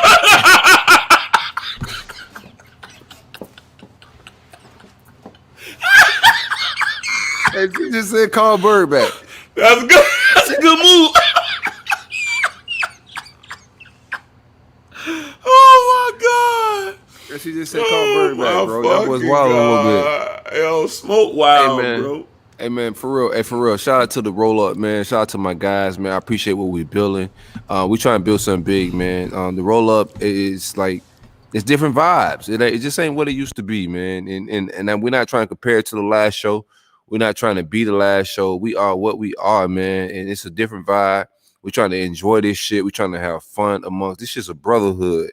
I fucks with Miami. I fucks with Florida State. I'm gonna give y'all a shitload of issues. Y'all gotta deal with me on these Twitter streets. But outside of that, Larry on my guy, CJ my guy. I fucks with everybody on the timeline, man. Shout out to everybody. Shout out to D-Rod. Shout out to my guy Dibby. I love Dibby. The Dibby and X shit is my favorite shit to follow on the timeline. No, we vibing a little bit, man. This shit fun, man. It's all good culture. This is our culture. This is what we vibing to, man. I fucks with y'all for fucking with us, man. It's the roll up.